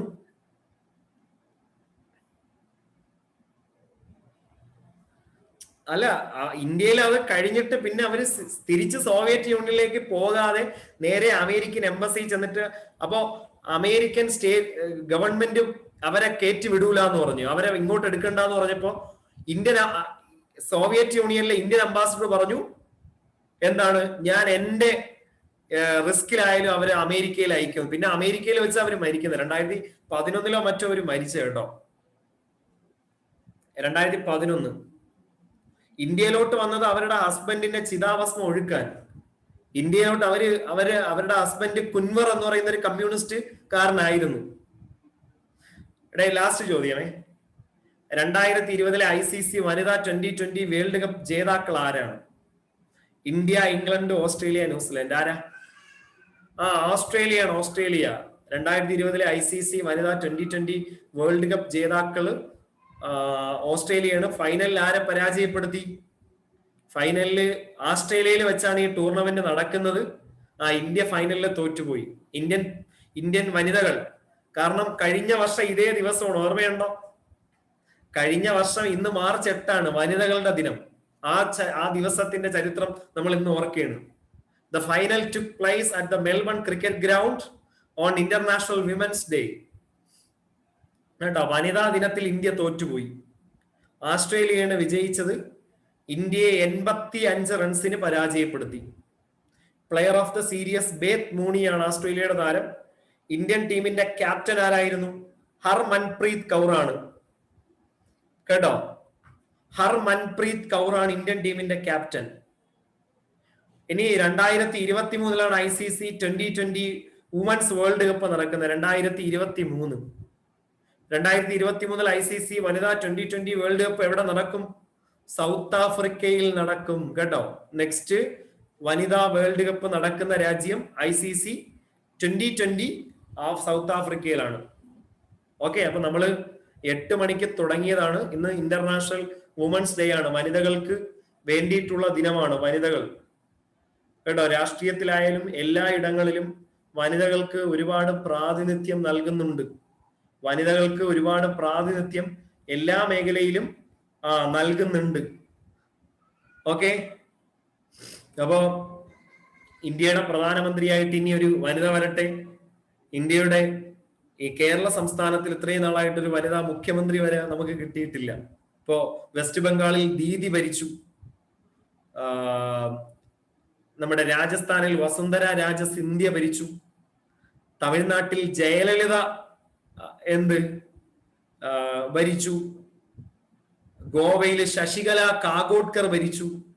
ഡൽഹിയില് ഷീലാ ദീക്ഷിത്തും അതിനു മുമ്പ് നമ്മുടെ കുൻവർ ഇന്ത്യയിൽ വെച്ചല്ലേ മരിച്ചേ. അപ്പോ ചിതാഭസ്മം എന്തിനാ റഷ്യയിൽ നിന്ന് കൊണ്ടുവന്ന് ഗംഗ ഒഴുക്കുന്ന? അങ്ങനെയല്ല, ഇന്ത്യയിലുള്ള ചടങ്ങ് ചെയ്യാൻ വേണ്ടിയിട്ട് വന്നതാണ്. അമേരിക്കയിൽ വെച്ചോ, അപ്പൊ അവിടെ നിന്ന് ഇന്ത്യയിൽ വന്നിട്ടല്ലേ അത് ചെയ്യാൻ പറ്റൂ. അത് വിട്ടുകള. നിങ്ങൾക്കൊരു ചെറിയ നമ്മൾ കേട്ടിട്ടില്ലാത്ത എന്തെങ്കിലുമൊക്കെ സാധനങ്ങൾ ഒക്കെ പറയാൻ വേണ്ടി പറഞ്ഞതാണ്. അത് അങ്ങനെ ഓർത്ത് നിങ്ങള് ഹിസ്റ്ററി വായിച്ചു നോക്കിയാൽ. അപ്പോ ഇനി കുൻവർ ആരും മറക്കില്ല. അതെ അതെ, സ്റ്റാലിന്റെ മകളെ പ്രണയിച്ച വ്യക്തിയാണ്, വില്ലനാണ്. അപ്പോ എല്ലാവർക്കും ഒരു വനിതാ ദിനാശംസകൾ. കേരളത്തിൽ ലീഡറായിട്ടുള്ള വുമൺ ഇല്ല സാർ. ഗൗരിയമ്മ കേരളത്തിന്റെ മുഖ്യമന്ത്രി ആയനെ. കേരളത്തില് ഗൗരിയമ്മ കേരളത്തിന്റെ മുഖ്യമന്ത്രി ആയനെ. പക്ഷെ അന്ന് വി എസ് അച്യുതാനന്ദൻ കളിച്ചതാണ്. വി എസ് ആയിരുന്നു അന്ന് എപ്പോഴും, കേട്ടോ.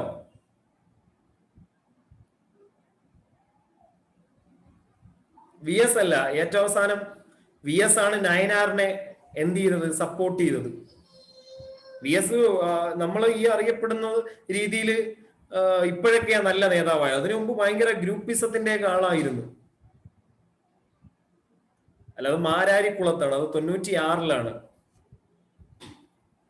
പ്രായമായി, ഇനിയിപ്പോ എവിടെയെങ്കിലും ഇരിക്കട്ടെ അല്ലെ, വീട്ടില്. പഴയ താപ്പാനയാണ്. കേരളത്തില് നമ്മുടെ മുഖ്യമന്ത്രി ശ്രീ പിണറായി വിജയൻ മുമ്പ് നിങ്ങൾക്കറിയാം അദ്ദേഹത്തിന് ഒരു വലിയ വേറൊരു രീതിയിലാണ് ചിത്രീകരിച്ചത്. അതിന്റെ പ്രധാന കാരണം വി എസ് ആണ്. വി എസിനോട് മാധ്യമങ്ങൾക്ക് കുറച്ച് സ്നേഹവും, മാധ്യമങ്ങൾക്ക് അന്ന് കുറച്ച് വി എസിനോട് സ്നേഹവും പിണറായി വിജയനോട് ഒരു ചെറിയ ആക്ഷേപവും മാധ്യമങ്ങൾക്കുണ്ടായിരുന്നു. അതായിരുന്നു അന്ന്. ഓക്കെ, അപ്പൊ എന്തായാലും ഒരു വനിതാ നേതാവ് വരട്ടെ. നിങ്ങൾ വനിതകളെല്ലാം തന്നെ മുന്നേറുക. അപ്പോ എല്ലാ ആൾക്കാർക്കും അടുത്ത ക്ലാസ്സിൽ കാണും. ഇന്ന് പഠിപ്പിച്ച കുറെ കാര്യങ്ങൾ ഓർമ്മയിലുണ്ടല്ലോ. ഇന്ന് പഠിപ്പിച്ച കാര്യങ്ങളെല്ലാം കുറച്ച് ഓർമ്മയിലുണ്ടല്ലോ എല്ലാ ആൾക്കാർക്കും. ഓക്കെ, അപ്പൊ എല്ലാ ആൾക്കാർക്കും അടുത്ത ക്ലാസ്സിൽ കാണാം. നിങ്ങൾക്ക് നോട്ട്സ് ഷെയർ ചെയ്യും.